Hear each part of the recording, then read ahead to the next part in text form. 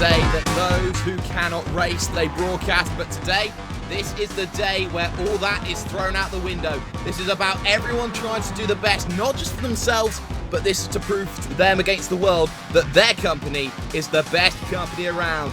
You're here on iRacing Live, and you are watching the Bragging Rights Invitational, and we start next.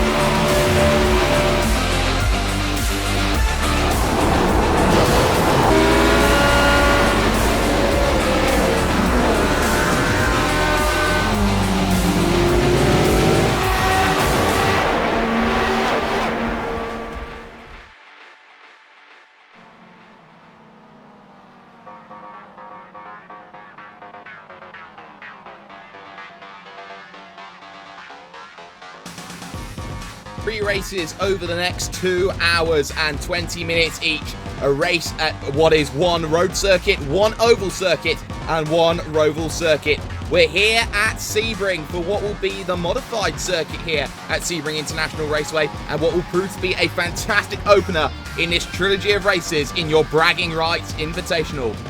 Good afternoon, ladies and gentlemen. Jake Sperry here from Racebot TV, joined alongside by JD Smith of V8s Online, and also Supzan of the GSRC Broadcasting. Good afternoon, ladies and gentlemen. And well, JD, going to go to you first. We got ourselves a fantastic array of drivers. We've got ourselves 40 drivers at the moment here in session, and this one is going to be an absolute worldie.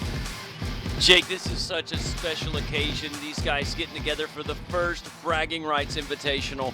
Everybody getting ready to take these Mazdas around an exceptional speedway known as Sebring International Raceway, guys. Going to be a fun one. I'm looking forward to some good competition from some guys that are usually behind the mic instead of the wheel.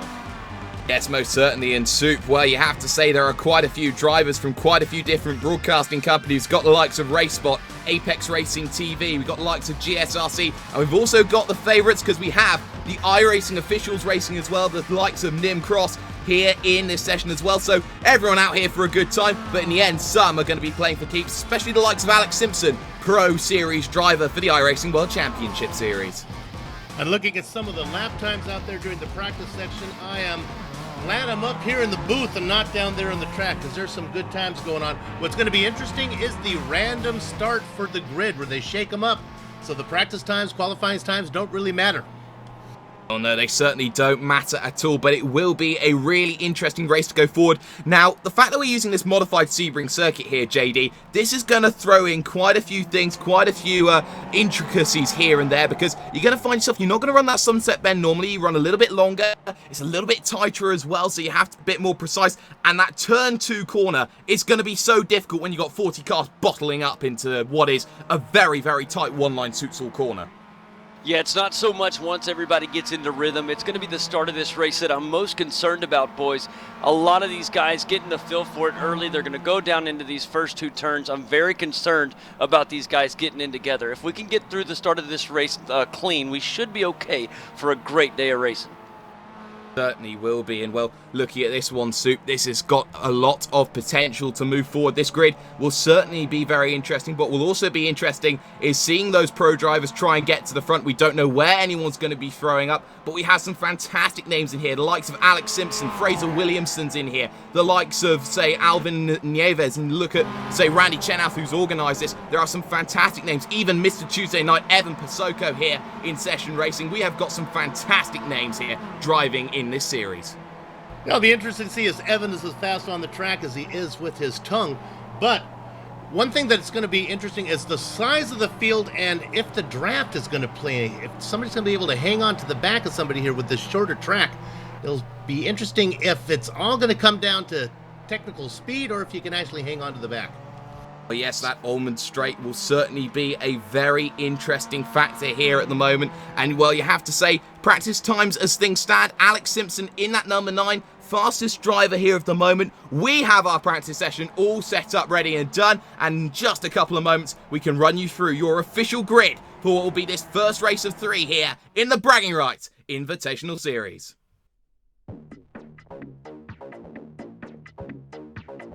Alvin Nieves then on pole position with Ryan Shelton alongside there in the number 40 machine. Jay Kennedy is there in third with Ashley Blake Hood there lining up on the second row. Scott Newton and Mark Norbert round out the third row with Cisco Scaramusa and Jake Burton there on row 4. Cycling it on back, you've got Evan Pasoko there in 11th position, looking further back down the likes of Cam Walsh, Stephen Clark there, Brian Yaksic there, down in 19th position on the grid, and looking even further, the likes of Laura Lawson then in that 00 machine, joined alongside by Matt Malone there on the penultimate row, and Randy Chenoweth, the organiser of this, has managed to lose out in this battle here. He's managed to put himself on the back of the grid. First race of the night then, JD, Soup, who's your picks for the race win? I guess I'll go ahead first, boys. I am going to sound biased in this one, but I think I'm going to go with Jay Kennedy. I think he's got a good spot on the grid. He's going to start on the inside there in the 3rd spot. If he can get past these 2 fast guys in front and hopefully stay out in front, he's got himself in a great position to win this thing.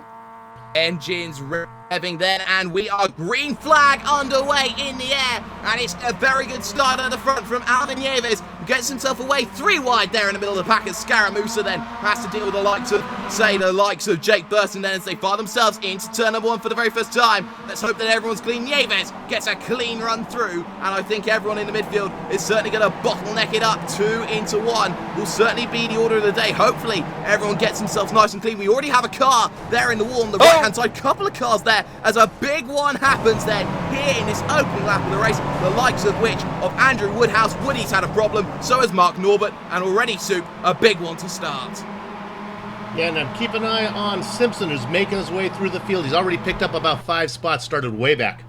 Oh, yes, he certainly did. Right now, side-by-side action then as Jason Bifrogel here has himself a whole train of cars there as we have a car hard off into what is the left-hand side. Trying to work out who that is. That's Jay Kennedy. He started 3rd on the grid, so it's all going wrong there as they all bump and bang and head down the Almond Straight. And you can already see then these cars trying to draft their way through right now as we look ourselves then at the driver of Joris Tay and then trying to find a way through on Samuel Ryman right now in that number 63 machine as they head down to Sunset Bend. A little bit later there on the brakes than normal, and there you can see down they go into the corner, and it's all nice and clean. 3 wide battling then in the battle for 2nd place. Nieves has the lead. It's Newton versus Burton versus the driver of what I believe is Ryan Shelton as they head 3 wide, now 2 wide into turn number 1 here, JD. Actually, I'm very impressed with how these guys have got things started off here. I was expecting a little bit more calamity. Very impressed. A little bit of trouble, but not bad. Look at how well these guys are going through 1 right now. Got a great side-by-side battle going on. Got Samuel Ryman going on right now. Paul Smith also in the picture. They're all chasing down, trying to get a good spot up front. But I'm amazed at how congested this is, guys. I was expecting more single file. We're getting a lot of good side-by-side action right now. Yes, we are. Cam Walsh gets a massive wiggle and now in a little bit of trouble then. Has himself the likes of Evan Pasoko there and Kevin Brown all to deal with into this right-hander of Le Mans. And you can see here getting themselves all shifted, worked up. This is Le Mans there, ladies and gentlemen. Sorry for that. But now we can see here the battle's going on. Alex Simpson is out of this one. His day is over and done with as we have side-by-side Ryman looking to get himself a way through here, Soup, on Paul Smith. Yeah, Simpson got caught up at about halfway through the first lap, made up about 6 spots, and then got tagged, put it in the tires. He did not exactly ideal at all here as we look further back up through the field. Scott Newton then, Ryan Shelton and Ashley Blake Hood. This is your scrap then for 3rd position on circuit. Alvin Nieves has your lead at the moment. Jake Burton then in what I believe is the V8 online machine is making a hard charge forward then. Side by side, Newton versus Blake Hood then as they head into turn number 1. I think Blake Hood's going to take the wise option. He's going to back out of it, but he's got to be careful. There is the driver of Ryan Shelton just waiting there patiently in the wings for an opportunity. Turn 2 gets itself nice and tight here, JD, but for the moment, all is calm here at the front of the field. Yeah, very good job. A moment ago, we were looking at Samuel Ryman as he made a great move going door to door with Paul Smith. He moves up a position. Now he's got his sights guys getting ready to make another move. He is looking very good early in this one. Andy Kessler has to look in the rearview mirror. He's got some competition. Yeah, Andy Kessler a lap down at the moment, so trying to get himself out of the way of the traffic at the moment. And actually, that's something that we haven't really talked about here, racing standards. We don't know really if other drivers from other teams are going to block themselves in the middle of the road and say, you know what, you try and get past me as much as you can. I'm going to try and help my teammates right now. Looking further back through the field then, Brian Yaksik then looking for a way through on Cisco Scaramusa down the Ullman Straight, pulls into the toe, moves to the right-hand side. Now that clean air comes along, but you get that buffer effect then. Woo. At 118 miles an hour. Down on the brakes they come along into the Sunset Bend, and Scaramusa is going to have to yield the position soon. Boy, we just had a pass for the lead, guys. Alvin Neves was in the lead, just got passed by Jake Burton there in the number 35 machine. Made a great move coming around the final turn. He now leads this race here at the start of lap number 4. Yes, of course, 20 minutes of hard graft action. Alvin Nieves then looking for a way back, then down at turn number 2. Not going to happen on the brakes, and he loses quite a bit of mid-corner speed there through the middle of the corner. That's going to compromise the run on exit, and Alvin Nieves then clearly not as quick as Jake Burton, who now needs to stretch his legs and run away with this one. Side-by-side action going on then in the middle of your pack. That's Mark Norbert, who's lost a couple of positions. Sutton then trying to find a way through on Paul Smith. Side by side into the right left coming up. And well, for the time being, it's going to be Paul Smith who loses out. Sutton up another position here, JD. Yeah, these guys are doing really good, working hard to get through the field. And I'm impressed really thus far with some of these guys. They started a little bit further back than I thought they would. They're doing nice. And this is important because, you know, guys, it's a random, or in the next race, they're going to be reverse grid. And I believe it's a random draw. So explain that to some of the viewers out there not real sure on how that works. Well, how that works is we are going to build ourselves a spinny wheel, and wherever the wheel stops, whatever number it's going to be, that is going to be the driver in that position, starting on pole position. If the answer was, say, 7, the man who finishes in 7th place gets pole position for the next one. If it's, say, 44, well, the 44th driver is going to get there. Side by side then, into turn number 1, Ryan Shelton, side by side with Ashley Blake Hood, and can he get it down the inside? You bet he can. In that purple car there, because he is a Twitch streamer by heart then, and he runs a little bit wide there on exit as well. That's going to be a great one. There's P19 in a battle for P19, and that is going to be a great battle here, Soup, as they head themselves now down towards turn number 1. Yeah, and I was looking back at the battle we were looking at between Sheldon and Hood. You know, the guy to keep an eye on is Jason Bifogel. He has made up 10 trouble on spots. the race circuit, got last turn around. There's a race block car involved, and also one of the Apex Racing cars there. That's Cam Walsh involved. That's also the driver of, I believe, Lee Thompson. Let's get a replay on screen. Let's see exactly what's happened. And well, that's down in towards turn number 1. And oh dear me, that's happened by the driver, Lee Thompson. Loses it on his own, collects the grass. Cam Walsh nowhere to go, and it causes a train wreck in the middle of the cars here there, JD. Boy, lots of damage built up, and looking back from the replay onward, these guys, hate to see that. They are going. I wonder how this damage is going to affect these cars moving forward. You have Lee Thompson right now, right in front of Nim Cross. Both cars damaged in the hood, right in the front. This thing's got to be hard to wheel. Oh yes, it certainly will be hard to wheel indeed. Looking now at the driver of what is Kelly Dahl at the moment, scrapping with Randy Chenaf and also Matt Malone. This is down in what is your lower half of the points, or potentially in your top half after the incident's gone along, as we got ourselves 2 wide battling going on. Could be 3 wide here by Kelly Dahl, moving on the inside line. This is your scrap then for 15th, 16th and 17th on circuit, down in towards turn number 1 they come along. A million lines taken, only one's the quickest, and it's Randy Chenau who has it at the moment, heading to turn number 2. Kelly Dahl here, Soup, cannot get the move sorted. No, a nice close battle going on there. Just keep up and up to here that Bifogel has now moved up another spot, moving up into 5th. Just got around Hood. Oh, well, Bifogel is absolutely flying right now. Started in 16th position. He is now up into 5th. He's plus 11 for the day. Let's get a look at your movers and shakers, and you will look at that 888 machine of Sam Sutton. Started 27th on the grid. Already here, JD, up into 8th position. Man, I'm watching Jason Breyfogle again. He is making another move right now, guys. Down on the inside, does make the pass as he makes his way around Samuel Ryman. He's going to have to continue. Oh, Ryman's going to try to get a little bit of a rebound here, guys. He's going to try to get a push, but Breyfogle's working on Ashley Blake Hood right now, and he could move up another position. What is going on with this car? How is he moving up through the field this fast?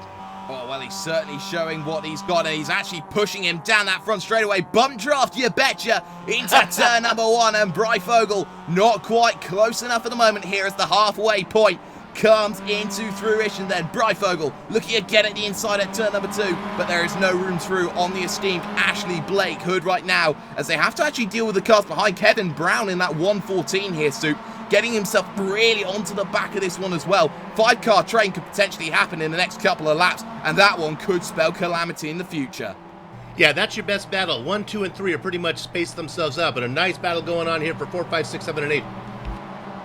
Oh yes, certainly is, as we're going to look further back through the field for a lovely battle. And here's a fantastic train going for you. Paul Smith there with Ryan Shelton, Brian Yaksic, and Logan Clampett there on the back in that number 44 as they look to go and get themselves here. Weaving down that back straightaway then, trying to get rid of that toe. Side by side ahead then, as Ryan Shelton's going to try and get himself through down on the inside, and he's got the car late, and I think he'll have the position down to the brakes. He certainly will, but a little bit deep they go there of the driver of what I believe was Logan Clampett. Was it? Yes, it was. And he manages just to hold on to that position at the moment there, Sue. Gentlemen, a little bit of trouble for Samuel Ryman a moment ago, going to fall or lose 2 positions. Just shows how important getting a good exit down the back stretch is. He lost 2 positions there, and he's going to have to make up that hard work that he just lost. Tough break there. Tough break indeed, but you've got to be very careful around a circuit like this. You can't afford a break for the moment, but you have to be careful. Car on the wall, and that's Ryan Shelton at turn number 1. Replay on screen, and he gets himself a massive slide through turn number 1, and that one ends in tears for him. Oh, well, Soup, that one really didn't work out the way he wanted to. Now going his way through the grass, gets himself back out onto circuit then. And actually, he's going to try and get himself out of the way as well as he can. And that one looks like a wreck. He almost saved it, and then when it caught, it turned into the wall for him. Yeah, really a big shame then as JD. We still got this battles going on up through the field. Now you look then at Ashley Blake Hood all the way back there behind Jason Breyfogle. Battle for 4th position on circuit then as they're going to go Noah's Ark 2x2 side by side on the brakes. And someone's got to be brave here down in. And we have a car that's gone off. That's Rachel Whiteford who's a lap down there. And well, this is going on. What's going on in your end? Man, I tell you what, watching these guys, contact was just made between Breyfogle and Sutton. Sam Sutton has got himself up into the picture now, and he is trying to make things happen. He's going to go door to door with Kevin Brown. Kevin Brown going to have the inside advantage through turn 1. It should be interesting when they get there.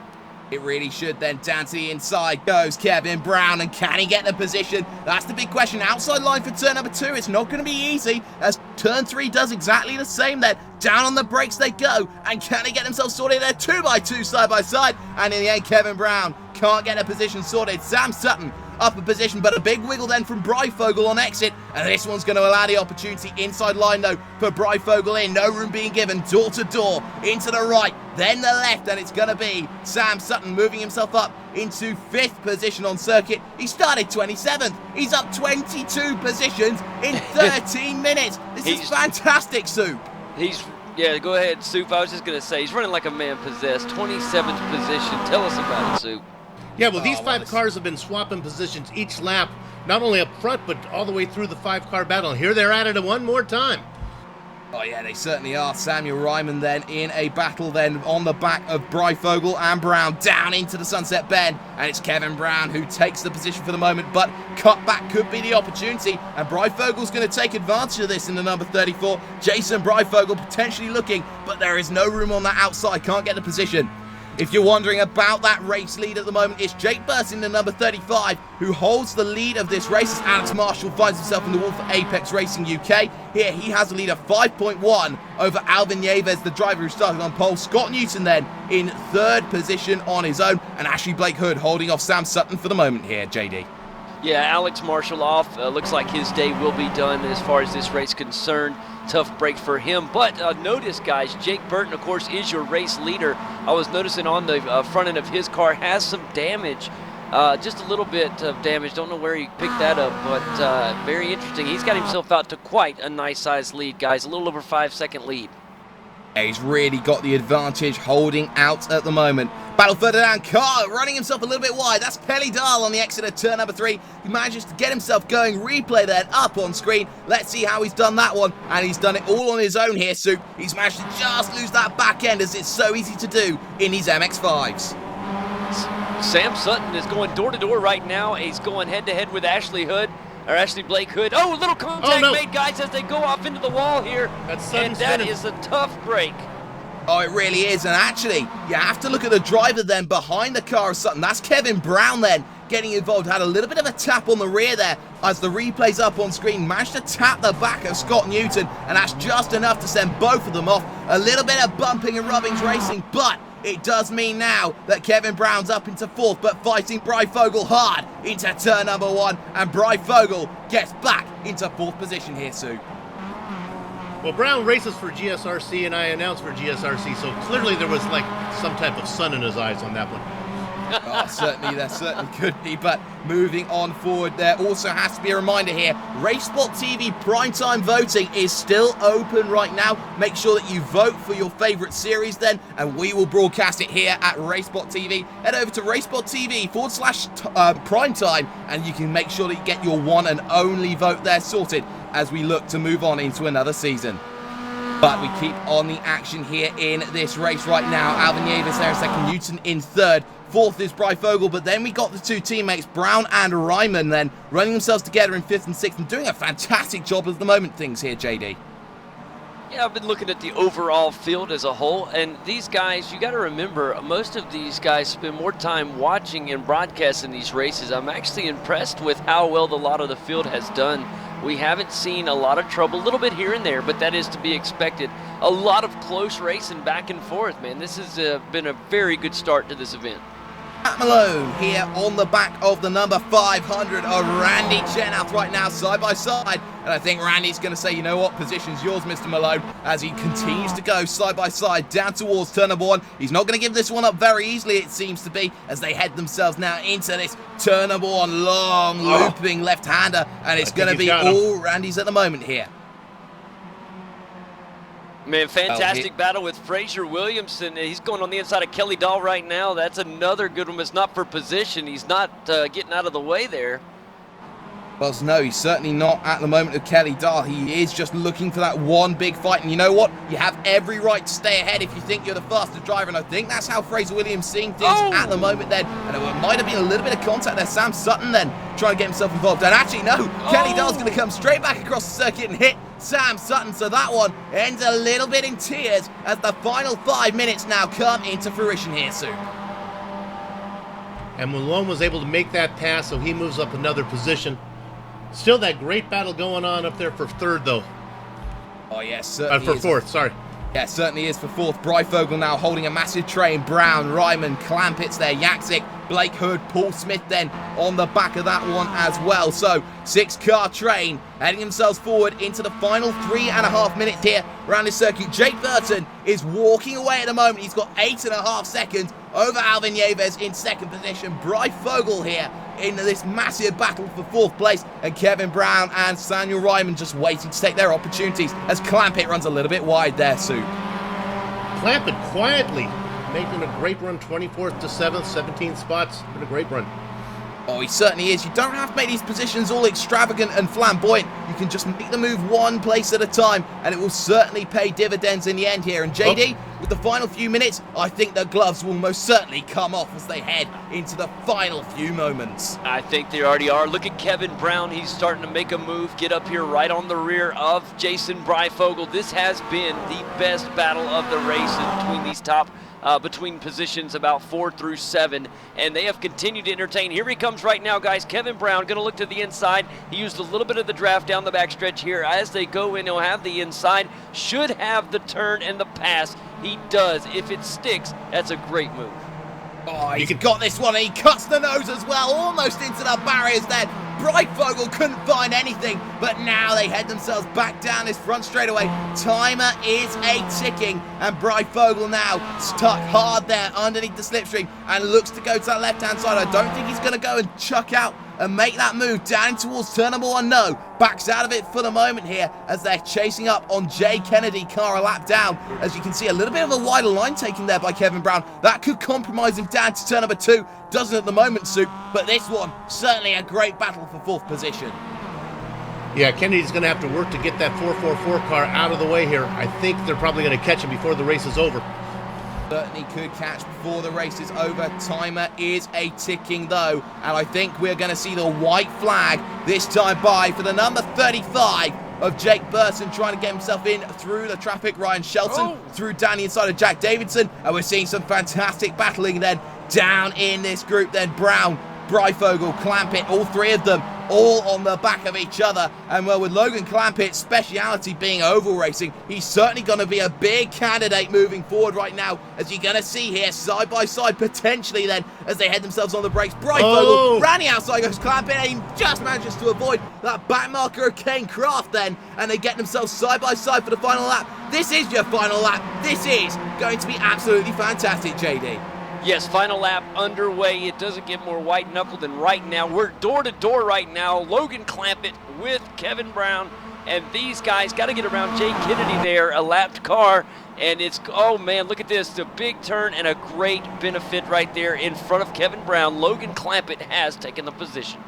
Up to 4th from 24th on the grid, plus 20, and they're going to continue to go at it then as Clampett, Brightfogel, and Brown all bunching up. But at some stage, we need to cut away to your race leader right now. His name is Jake Burton as he heads himself down this back straightaway here. As we can see right now, it's all going to happen for him. He's going to come out on trump surely with one more corner to go. The battling's still going on, and Clampett's clear. Brightfogel versus Brown, that's the one that we're going to look at after the checkered flag, but it will be that driver at number 35 driving himself to the line, and it's going to be Jake Burton then of the V8s Online who takes himself into the winner's row, into the winner's circle, and he's got himself there. Perfect points from race number 1. Battle going on for 6th position. That one is certainly going to be hotting up. Clampett safe there in 4th, 5th and 6th. Brown through on Brightfogel. We're going to have a drag race, boys, as they get themselves there it through. goes, contact made, Brightfogel. And round goes Brown, round goes Brightfogel, and it all ends in tears on the final lap for everyone. And Brown off there, Brightfogel off, also Ryman, and it proves dividends that you have to race until the final lap, do or die, and boys, that's die. Boy, what a way to finish this one off. You guys aren't going to want to go anywhere for the next 2 races, but a great ending there. It ends with a bang, literally, guys, as Brightfogel gets into some contact there. That is racing at its best, guys. They were racing, trying to get this position, and they just made a little contact at those speeds, and it gets out of control. But still, an incredible race, and what a way to start this wonderful event.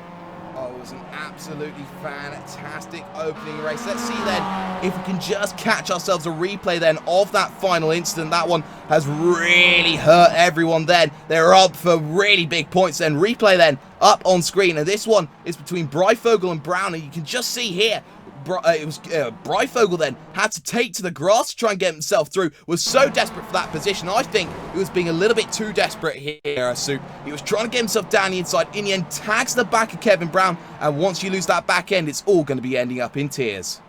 Yeah, well, that battle started about 1.5 laps earlier, so there was a lot. They were having a tough time of it all the way through. Good, exciting racing. Hey, how about a shout out to Joe Peak? 39th grid up to 14. Boy, that's a lot of pickups for him. Yes, it is a lot of pickups, but with everyone across the line, we will now run you through your official classified results from the first race of 3 here in your Bragging Rights Invitational.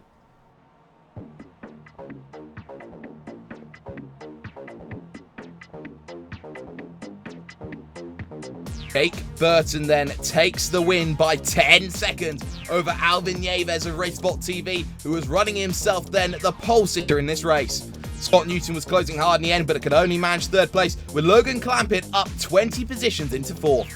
There you can see Brian Yaksic finishing 5th ahead of Ashley Blake Hood. Paul Smith can get himself over to 7th with Reese Gardner 8th, Matt Malone there 9th, and Randy Chenoweth from the back of the grid rounding out that top 10.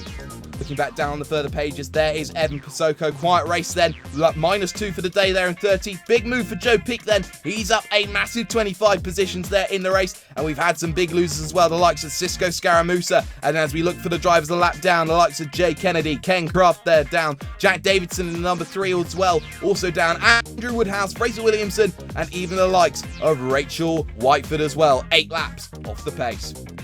Well, let's see if we can drag ourselves a driver in for interview. And I think the driver that we need to talk to here right now is that number 34, if possible. Let's drag in then the driver of Jason Breifogel. And Jason, well, what a fantastic race that was. But in the end, final lap just doesn't end out the way you wanted it to.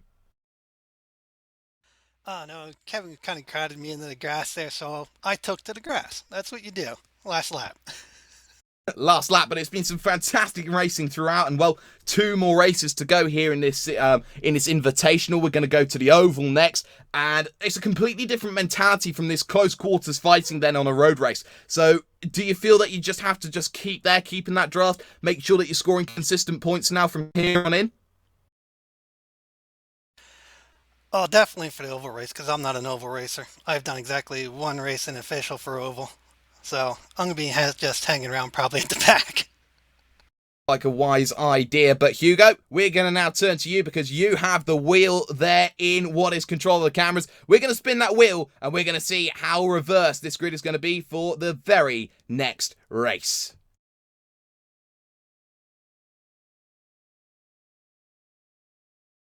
Well, JD, we are in a position. Well, actually, we're going to go to Soup, a fantastic opening race of this season. And, well, we are going to try and get this wheel up in just a couple of moments' time. But you know what? Rubbing's racing, and these guys really showed the spirit and the mentality they had today. Had a couple of incidents here and there, but hard racing throughout and thoroughly good racing to boot as well. Yeah, based on all the nonsense that was going on in the pre-race meeting, I thought it was much cleaner than it was going to be. Great racing going on. And how that wheel spins is going to matter to some of these guys. How far does that wheel go down to? Well, how many positions? Oh, well, we have quite a few positions. I believe it starts at 14 and goes all the way over to a full reverse grid. We're going to spin this wheel right now, and we're going to see where everyone's going to place themselves out in the shuffle.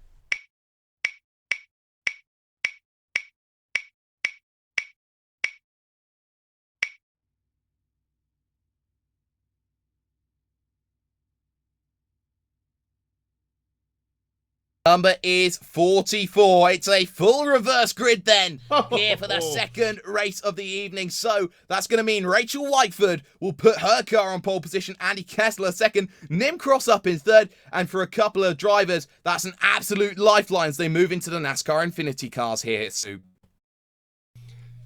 Good news is, Rachel, you hit the lottery. The bad news is you're starting on the pole, which could be pretty scary with some of the talent in here today. Oh, it certainly could, but for the moment, we're going to step aside for a couple of moments. When we come back, race 2 will be here, and it will be oval bound here in your Bragging Rights Invitational. Don't go away.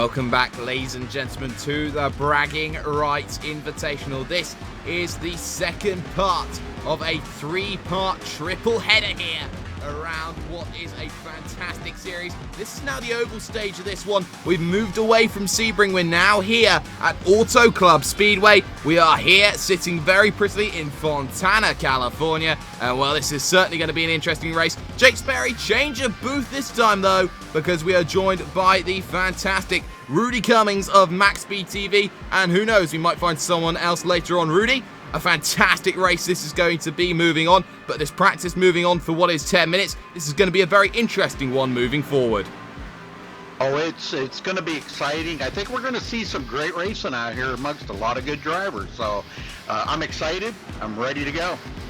Ready to go is the big key here as we are here at Auto Club Speedway. This is going to be a fantastic one now. We need to focus on the driver of Jake Burton in that number 3 machine. He managed to get himself that win, but that reverse grid is going to be so paramount as you move yourself forward. This one is going to be an interesting one, especially with that reverse grid format. Some drivers will come into their own. Some drivers, Rudy, will get themselves in a position where it won't work out for them. Absolutely. Well, you know, these drivers have to think about out here while they're on the track. This is not a lot of banking in the turns. It's going to be a little bit tighter than what we've seen. They're only turning left today on this race after just completing that round 1 there where they turned right and left, and that was absolutely exciting. So I'm ready to see some more exciting racing put on by these guys out here. This is the best of the best. This is some of the best drivers in iRacing, and you know, commentators, league staff, we got everything in here, man. We've got it all today. We got it all. We're also joined by V8 Online's Kane Craft. Kane, this is certainly going to be interesting, especially the fact that we have these 3 different cars in the Xfinity series. We have the Toyota, we have the Ford, we have the Chevy. Do you believe that there's going to be a distinct difference in driving style between one car to the other? I don't. As we've seen broadcasting the NASCAR iRacing series, all 3 cars are quite competitive, and I think that's what we're going to see here today. We're going to see the guys that have more experience on the ovals are probably, no matter what car they're in, they're probably just going to make their way to the front. But there is a huge potential for an accident because, as the guys have mentioned, these guys, commentators, are rarely on the track. And so not a lot of track time for several of these guys, and it could make for a disaster. What also has to be considered here, Kane, is that differentiation in time between getting into one car as they were in the MX-5s and now moving to these Xfinity cars. Do you believe that the adjustment time needed is maybe a little bit too short compared to what everyone else would normally have for a race like this? Yeah, these guys are jumping right from a little car like the Xfinity, or not the Xfinity, like the MX-5, and then coming into this Xfinity car. It's definitely going to be a challenge, especially, like I said before, these guys don't do a lot of driving, so it's going to make it even that much more of a challenge to go from one car to something completely different. We are now going to talk easy, just turn left, go fast. Turn left, go fast, she says. Rachel Whiteford, then, we believe, will be on pole position for this one. Rachel, moving into this one. It's fine, but moving on into this one, it's going to be a very interesting one here in this circuit. You got a position where you're going to look for what is a great move here, a great move there. You're on the pole, you've got lead of the field, and with the potential for wrecks going on, do you believe that you can hold that lead to the caution and hope there's enough cautions to get to the end? Hi, Jake. Yeah, firstly, sorry about that. I thought I was still back with the team. Secondly, yeah, it's going to be interesting. Starting from pole is a very lucky position here. It's certainly an advantage. I'm definitely more of an oval driver than road. Playing the cautions, yeah, this could work. With how the track changes over such a short number of laps, it's going to get looser, which plays into my hands. So, yeah, hopefully could stay ahead. It just depends on who's around me, and Laura Lawson will be a threat. Yes, of course, 35 laps, the order of the day, so maybe we're looking at potentially a couple of cautions here and there. We are looking at maybe a few drivers looking for a great opportunity to just move themselves up through a crash here, a crash there. We saw it in the first race, Rachel, where drivers managed to get themselves in a bit of trouble just by being that little bit too rough and trying to be a little bit too eager to get those passes. Of course, half of these drivers, you could say, don't race regularly in terms of they're up there right at the very top. So is it going to be a case of just trying to pick and choose and avoid the landmines? I think it will be. Plus, this track is quite a difficult one. It is quite fast, and people are going to push up into other cars, which will be an issue if people aren't prepared for it.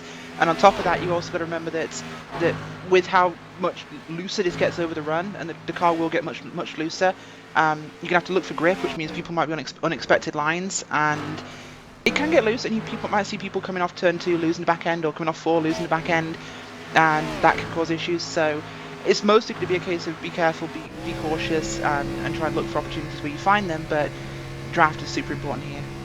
Draft will certainly be super important. Thanks for joining us. Rachel Whiteford then will be the driver who will start herself on pole position for this one. This is going to be a very interesting race, certainly indeed. And well, Rudy, going to come to back you once again. We've got ourselves about a minute before everyone starts to line up behind the pace car, and just looking through this practice session, we've seen 4 or 5 cars go left, right and centre, and well, everyone's going to try and make that run to the line. Everyone's going to try and make that dash. Nobody wants to see this race finish in what is a caution period. So what has to be said is you're going to have to be really careful, and you have to make sure you're in the right position at the right time, and maybe tyres might come into a factor if you do get that opportunity to get that one big stop. Oh, absolutely. We're kind of going back to what Kane was talking about there a little while ago, that a lot of the commentators don't see a lot of track time. I agree to an extent. A lot of times a commentator will see things that drivers don't see, and I've learned a lot by watching a lot of the drivers out here. Now, whether you can apply that in the cockpit of one of these cars, that remains to be seen. So let's get these guys going here, and let's see how they're going to do. Let's see how they're going to do. Checker is out then on the session, and well, for those of you watching, a bit of heresy, an Englishman taking charge of a NASCAR broadcast, well, that certainly does happen, but this is how the grid is going to look. Rachel Whiteford on pole position, joined with Andy Kessler then on the front row. Nim Cross there in 3rd position with Alex Marshall in 4th. Will be Fraser Williamson there in 5th, with Laura Lawson then of LSR TV there in 6th position. Andrew Woodhouse in 7th, with Mark Norbert in 8th. Tyler Herr will line up 9th with Alex Simpson of Apex Racing TV there in 10th. It will be Ken Craft there in 11th, with Jay Kennedy in 12th, with Cam Walsh 13th, and Kelly Dahl in 14th position. There you can see Jack Davidson, Stephen Clark, Kevin Brown, Ryan Shelton there in that 18th position, there in that 27 machine. Jeff Favignano there in the number 41, joined alongside by Austin Coop. Cisco Scaramusa with Joris Tayen there with Dwayne Lapad, and also Sam Sutton as well. Looking further down, the likes of Samuel Ryman, Ian Plash, Joe Peak, Mr. Tuesday Night himself, Evan Persoko in that number 13 machine, starting from 28th on the grid. Lee Thompson there with Jason Breifogel, Randy Chenalf, Matt Malone, Reese Gardner, Paul Smith, Ashley Blake Hood, Brian Yaksic, Logan Clampett, Scott Newton, Alvin Nieves, and Jake Burton, leader at the moment in this championship there at the back as the pace car sets themselves up and gets themselves going around here on this fantastic Auto Club Speedway circuit. Well, Rudy, I'm going to come to you first. Who do you think is going to be a big pick for the race win? Well, we know Laura Lawson's very fast, and Rachel Whiteford. We've got a lot of other fast guys out here, too. I've been watching during practice there. Hood is very, very good. I think we're going to see a little bit of a difference here in the driving styles and the driving lines as they come around here to get this thing going. It's going to be interesting to watch everybody out there and learn their driving styles. Now that a lot of these guys and ladies haven't got a chance to race around each other, but they're going to have a chance now, and they're going to have to learn how to race around each other, but they only got 35 laps to do it in.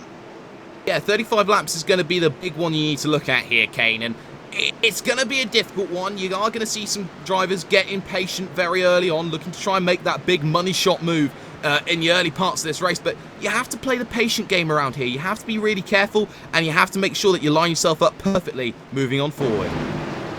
Yeah, the good thing about Auto Club is there's a lot of room. If you get a little racy early on, there's plenty of room to get something done early, but you do got to be patient because, well, there's a lot of laps here to get through, and you want to make sure you get through them all. Yeah, green flag in the air. We're underway for 35 laps here at Auto Club Speedway, heading themselves into NASCAR 1 and 2. Rachel Whiteford gets the whole shot then and gets herself pretty much ahead of Andy Kessler there in second. Everything seems hunky-dory for the moment then as we head ourselves green flag into 2 and 3 and 3 and 4 here. What is going to be, Rudy?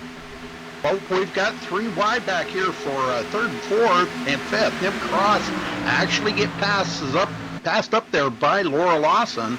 Laura Lawson, one of the favorites out there to win this, I think. I think we're going to see her up there a little closer to the front as this moves on. There's still 3 wide back here. Nim Cross kind of fading a little bit. He's trying to get regrouped here, looks like. Yeah, it certainly is. You can see these drivers running to the apron, then down in towards 1 and 2 here, down that front stretch. You can see just how these battles going on. Nimcross then involved in them all but there. Alex Simpson there on the inside. Kelly Dull trying to make it 3 wide here. And we do have a car off, and we're going to have a wreck, and we're going to have a caution then. And I believe there's a car on its roof, and I believe that is the car of, can't quite work it out, but we'll get it for you on the replay. This one, a real big one as they all line up again. Number 89 of Alex Marshall on his roof, so he's going to have to probably tow to pit road, and it looks like his day may be over here unless he can use one of them resets and get back out. And it was contact with Laura Lawson then in that 0-0 that's caused it down into 1 and 2. A big slide, actually no contact there, just loses the back end then with the clean air, and Alex Marshall there across the circuit into his own teammate, and that one ends in calamity then. We have ourselves a caution period. It will now be interesting to see when they line up if everyone's going to go to an early pit stop. My view of this is probably no. Don't go for that early one just yet here, Kane. You're looking at this one, you're looking at these drivers who are struggling here and there. You've got to be careful around this. And I think track position at the moment, I don't think there's any need to come into the pits for clean tyres, especially when you've only just ran 1 green lap. Yeah, you're definitely not going to see anybody come into the pits unless they happen to bump somebody or want to come in and get some sheet metal damage fixed or something. But otherwise, yeah, just one lap. These guys, they're just going to want to keep the track position that they've got. Yeah, they do. Jay Kennedy, then, I do believe, is smoking down this NASCAR circuit. We're going to see if we're going to get some drivers down to pit road. Answer is, I believe we are not going to get drivers down on pit road for the moment. Yes, we are, because we are going to have the driver of, I can't quite work out who it is. It's going to be Kelly Dahl, who was actually smoking then, down into pit road then. The damage seems a little bit terminal here, but nobody coming down to pit road as we expected. And now this is going to be all about just keeping calm, making sure that you get back into that rhythm. It's so easy in NASCAR here, Rudy, just to switch off that moment when you're behind caution for a long periods of time. You just got to stay calm. You just got to stay motivated behind the wheel and make sure that you're at 100% when the green flag drops again. Absolutely.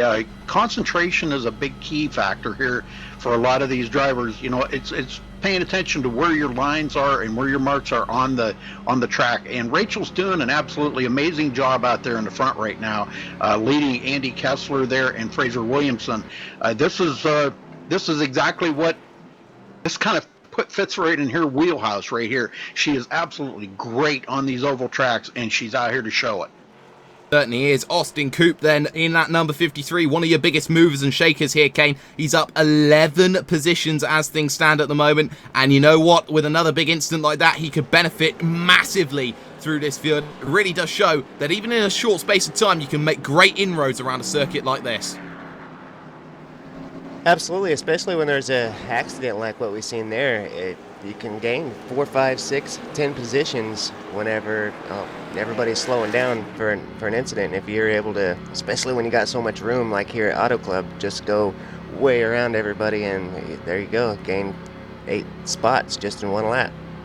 Yeah, you certainly can. What I find interesting right now is the way Rachel Whiteford has her car positioned, just pushing that pace car forward through this race. Really doesn't want it. Now you're going to see the tyres weaving. They get cold very quickly around this circuit when you're running at low speeds, and cold tyres are certainly going to be a key factor here, Rudy, especially moving forward, because you have to make sure that you get them up to temperature, because it's so easy just to lose that back end if you're not that careful.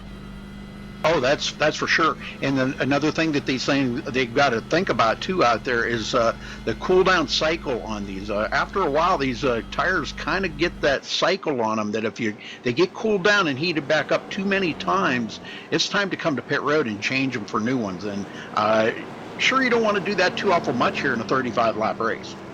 You certainly don't want to do that. This is how your field looks then behind the pace car around Auto Club Speedway. Second part of your Bragging Rights Invitational. Rachel Whiteford for Race Spot TV up at the front with Andy Kessler, Fraser Williamson, Laura Lawson then in 4th position, one of the favourites to win this second race. Here with Tyler Herr, Nim Cross, Mark Norbert and Jay Kennedy. There in the top 8. That's how things stand at the moment. And also what needs to be looked at here is Apex Racing TV's chances. They lost a big chunk of drivers, they lost a chunk of time, and they've lost a chunk of laps as well. There's only 2 drivers then not here at the moment, or a lap down. Alex Marshall and Alex Simpson, both of the Apex Racing team here, Kane. Yeah, I think that's definitely going to be a problem for the guys. I mean, to lose so many drivers coming into this second race, it's definitely going to hurt on the team championship. But as I seen in the first race, these guys are here today just to have fun. And man, it was so much fun in that first race, to just the guys in team speak, the way they were talking and everything. These guys are here to have fun today, and that's the biggest downfall, is they're going to miss a fun race. Lights are off then on top of the pace car. This was going to be where everyone is going to line themselves up. This is where we are going to see ourselves go back green once again. Rudy, this one, well, we've had our false start now. Maybe it's time that everyone just wises up and gets himself back into position and back into the racing rhythm. Oh, this is a fact. These guys now are going to start doubling back up, and they're all thinking about this restart here. Who's going to get that jump on the start? Now, we've seen Rachel Whiteford take a good jump on that start of the race. Let's see if she can do it again. But I'll tell you what, Andy Kessler right there on the outside of her, he may have something a little bit different in mind on this restart. He let her get out there ahead on that first one, and he may be right on the throttle this time and not let that happen. But at the moment, this is how things stand. It's Race Spot LSR, Race Spot LSR. This is going to be an interesting one moving forward. This one could end in a bit of tears, but heading themselves now through NASCAR 3 and 4 cars, lining up ready to go green. You can see a few gaps here and there in the field. Maybe would like to close those up a little bit more. Maybe just wants that bit of leeway. And you can see already Fraser Williamson perched hard onto the back of Rachel Whiteford, maybe to get that bump draft through that initial big go push. And well, we're going to see these cars come in. Pace car, lights are off. It's going to pull down to pit road. Green flag in the air. We are going to be going racing, boys, as we head to 1 and 2 once again. Laura Lawson, she got a pretty good start right there, but she's got Tyler Herr right there with her, and on the inside, she's going into turn 1 here. Laura on the high side. That high side is not really where you want to be right now, and he will complete the pass on Laura, put her back to 5th. Now, she tries the old crossover on him, but I don't think she's got enough speed build up to do that. No, doesn't have it. Fraser Williamson's had the crossover done by Andy Kessler. They're down on the inside into 3 and 4. They come along. Kessler, well, holds the position at the moment, but there's no draft there on the outside for the car of Fraser Williamson there. That number 73 will have to do it of his own accord and can't do it. Now cuts back across as they all weave around. We've got a lap of green once again here. Lap 7 of 35 here, Kane. And well, this one, it's 3 wide, almost 4 wide as they fight themselves along in the mid-pack.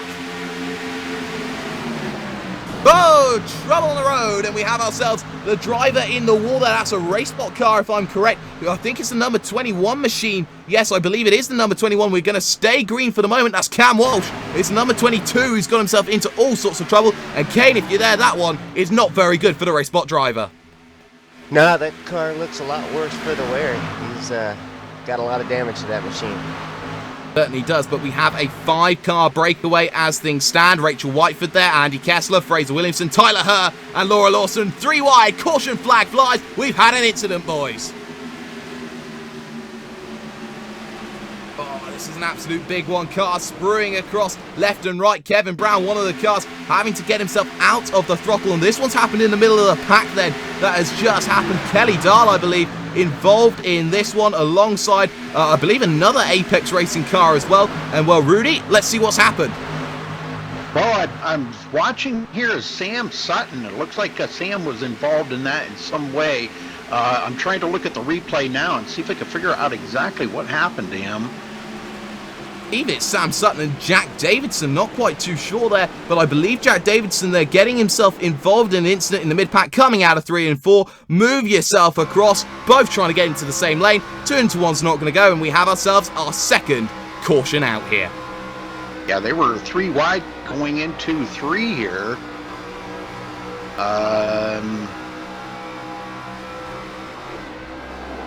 Just on the exit, you have to... Yeah, that's where they got together, right there. It looks like Dwayne LaPrade kind of come across the nose of Sutton, and that's what started it. Yeah, you got to be really careful around a circuit like this. It's so easy just to drift off into someone else's lane. And you look at these car controls, you're always looking down into what is the channel, in towards the apron when you're trying to drive around this circuit. And for those 5 guys who got themselves away, it's a shame really, because now all that pace that they had, it's going to go away. They're going to have to slow it down, bring it on back. It hasn't worked out for them. Breakaways, I don't think is going to be the cause of the racing today here, Kane. Yeah, I agree. Very simply there, we're going to see if we're going to see some dummies down into pit road. Another couple of dummies then coming down in. No one really looking to try and play that waiting game. Everyone thinking, no, everything's fine and hunky-dory up at front. For the moment, we have ourselves another caution, our second caution of the afternoon. Another 5 laps behind the safety car. Not really too much problem. Dwayne LaPrade there in on pit road. His engine is toast. His day looks done. We do have ourselves a couple of drivers then on pit road. Jack Davidson as well. He's there waiting in the wings. Kevin Brown there. He's on pit road. Dwayne de la Prade, and there's Evan Pasoko, Mr. Tuesday Nights, running himself around at the back. And well, now's a good time just to think about things. Look about where you adjust yourself. And actually, we need to look at this number 31 here, Rudy, here. This number 31 is Stephen Clark right now. He's got himself up from 66th here in this race. We have ourselves some really good scraps. Cisco Scaramuza now up into the top 10. He's also up 11 positions. Yeah, this is when somebody makes a mistake like that, you got to capitalize on it. You got to pick off every single position that you can actually get. Stay out of that wreck or whatever, and bring yourself to the front. And Steven has done this, man. He has really put himself in a great position here. I think he's going to be one to watch.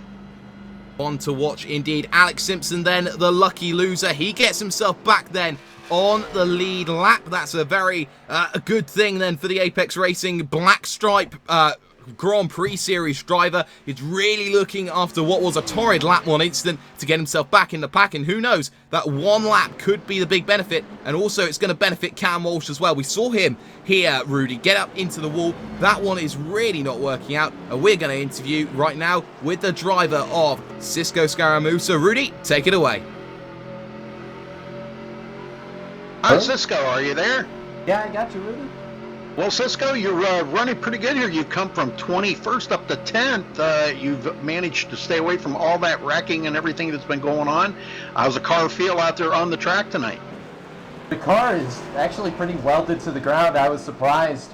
The setup is really nice, and I've basically been with this group, brought Jeff with me, Austin Coop, Ian Plash. We've all kind of grouped together, and we're kind of making our way to the front, and we're trying to figure out what we can do to break up that race spot stranglehold on 1st and 4th. So we're talking team strategy right now, Rudy. Well, that's going to be what it's going to take out here. I think a team strategy. So, all the hard work that you've been putting into all this, Cisco, I got to personally thank you for getting all this together. One of the guys that's got it all together, and this is really great racing out here. What do you think of the Xfinity cars on Auto Club? The car is just great. I think we're just having to have some guys figure out how to oval drive. A lot of these road guys aren't really familiar with it, and Evan was talking about they didn't really know how the caution procedures work. So it's an interesting kind of flip for us, because a couple of our guys actually jumped the start. A whole lot different than that right and left, and now you're just doing left turns. So, yeah. All right, well, we'll let you get back at it, Cisco. Good luck out there, brother. All right, thanks, guys. Second caution then of the afternoon. We're here at Auto Club Speedway here for the Bragging Rights Invitational. A fantastic way to work out who is going to be the best driver overall. And well, also you have to remember, RaceSpot TV Primetime, that is still going on. Your chance to vote for any series at all that you want to run, be it oval, be it road, be it roval, you name it, any car, any place, any time. Make sure you put your votes at RaceSpot TV/primetime, and you can get yourself potentially the series that you want to see. As we here at RaceSpot TV, we think that the fans should have control right now. But, hey, we find ourselves in position, second caution, just waiting for things to get ourselves back up. We got ourselves side by side again, so the pace car will come in this lap. Yeah, look, I'm excited. Several of the V8's Online guys doing well here today, and that makes me happy to see those guys up front. Of course, the race spot seems to be, well, running the lead so far here today. It'll be interesting to see if anybody has anything for Rachel up there in the lead. One car at the back of the field, that's Randy Chenoweth. He is 2 laps down at the moment, but here we can see here, heading ourselves to NASCAR 3 and 4. Rudy, this is going to be a promise here. We're going to see some green flags up in the air in just a couple of moments' time, and this one just waiting to let the blue touch paper well and truly light. Looking here at our pace car right now. When will it drop in? I believe it's going to drop in around about now. Here's they head ourselves through the second part. This is turn 4. We're going to see that pace car drop itself in, and we're just waiting for green to go underway. There's the car dropping down to pit road, and it's a long wait, but now we're underway, and Whiteford gets the jump again. And Tyler Herber, he has worked himself into second position. Laura kind of in a battle here now. We may see some 3 wide here for third on back. So Frazier, Williamson, Andy Kessler. Andy kind of got snookered there at the beginning of the race, and he's caught the apron and almost upset that car, and he's going to lose a few more positions. Oh, he certainly is. Goes loose hard to the inside. Goes the driver then of Rachel Whiteford, trying to cover that line then on what is Tyler. Her will get himself up into the race lead then here around Auto Club on lap 14 of 35. Halfway. Coming in just a couple of moments, and now Whiteford's going to lose it to Laura Lawson then. Here's they're going to go side by side to turn number 1, and Kane, this one is race spot then. It's 2 against 2. It's even Stevens, but it looks like for the moment that it's going to be that team of LSR taking the lead. This is absolutely fantastic. These guys are having a heck of a run up here. This is as good at racing as I've seen here at Auto Club, and it's from the commentators. So great job here tonight. These guys definitely making it exciting. Yeah, they certainly are. Scraps going on in the midfield as well. 2 wide, Jake Burton, Jay Kennedy there, Ian Plash, Logan Clampett there with Cisco Scaramusa. Logan Clampett actually started way down in 37th, now up into the top 15 as we're going to go 3 wide towards turn number 1. Williamson, Whiteford and Lawson, and there's contact, and Lawson turns around by Whiteford. Caution flag flies, and that one ends in tears as Racebot and LSR get together. Oh my word, Rudy, we have seen a big one, and that's Rachel Whiteford, I think, leaning a little bit too hard there on Laura Lawson. Lawson did come up, though, on the track, and you have to say that's a big one, especially at the front, and this one is going to shake up how the rest of the field perceives this race. Yes, it does. And, you know, Laura was holding a pretty good line here, but I think that's just exactly what you said. I'm kind of watching the replay right here, and it does look like there may have been some contact right there between her and Rachel. But I do agree with you. It looked like Laura may come up the hill right into the front of Rachel Whiteford. And, boy, I'll tell you what, if this was real racing, them guys, man, I'll tell you what, they'd probably be looking at some hospital time, because that was some drastic wrecking there by Laura Lawson. Oh, yeah, that was a serious impact. Yeah, it was a massive one, you could say, and well, very fortunate to see some cars getting themselves all nice and clean and tidy once again. But now we have ourselves on board with Nim Cross, and Nim Cross's perspective then in that 07 machine, and that one, well, not the best for Nim Cross, but you know, he's got to find himself in a good situation. He's now up into what is 3rd position right now, so has really benefited after having a poor start back in 3rd position to begin with. And as we all know, Nim Cross is he's the grand poobah of iRacing. So if he can get up there and run that well, you know, that's saying a lot about the iRacing staff here. I'm sure they probably got a lot of seat time, you know, doing a lot of things out there. But we've got a few takers on pit road, not too awful many, and it looks like we may have a brand new leader out here, Stephen Clark. We got Tyler Herr, race leader, comes in. We got both race spot people. That is Rachel Whiteford and Fraser Williamson then coming down in. Just going to see if we're going to get ourselves other drivers coming in. Joris Tayan's going to come in then for race spot here, trying to get that track position. The likes of Joe Peak then coming in. Also, you have to say, the likes of, say, Andrew Woodhouse coming back down to pit road now. So everyone's starting to make those pit stops. Everyone's starting to think about tyres here, Kane. And this one is going to be very interesting moving forward. They sacrificed track position, but we saw not many more laps then of green flag racing, only 2 or 3. So now moving forward, I think maybe we are seeing the big benefits coming in. Stephen Clark now, the number 31, lead your motor race. Yeah, Sandman just been being patient back there. As we could see on the starts, it just seemed like that was his plan, was just to be patient. Those guys were racing awful close up ahead of him, and it seemed to pay off. Got him up there into that number 1 spot. Now he'll lead the guys to the green flag once we get through these couple pace laps here. And his strategy so far has paid off. Paid off indeed. We are going to bring in now Fraser Williamson into the fold. Fraser, this one hasn't been the best there. You saw that incident happen just ahead of you. Pit stop strategy then for you in the race spot, guys. So what we're looking here is potentially you're hoping for a couple more wrecks potentially. Hello?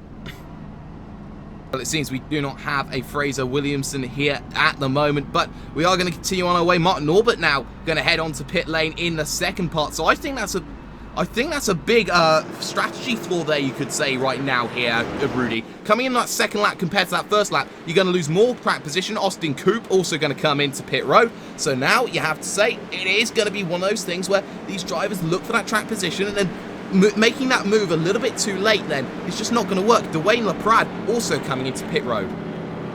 Yeah, you know, a lot of these guys that have stayed out here up in the front here, Steven and Nimcross, Andy Kessler, these guys have all stayed out there. Now, they have older tires. Those folks that have come to pit road and got them newer tires, you're going to see them march right up through the field.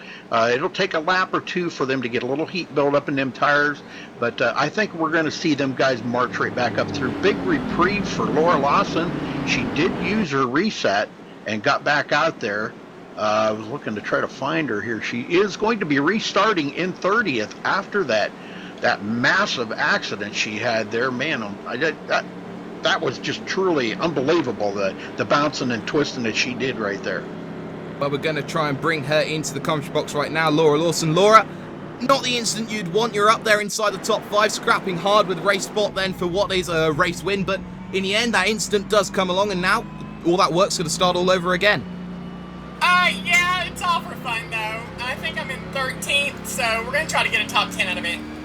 Going to try and get a top 10 indeed. Well, 30th is the position we got you down in at the moment, so really not working out things at the moment. So, you know, you see those tyres come in, you get that half a lap here, half that there, or half a second, I should say, balance against everyone else. Do you feel that this one's going to be the one where you need to, you know, just keep calm and make sure you pass the guys who are maybe less experienced?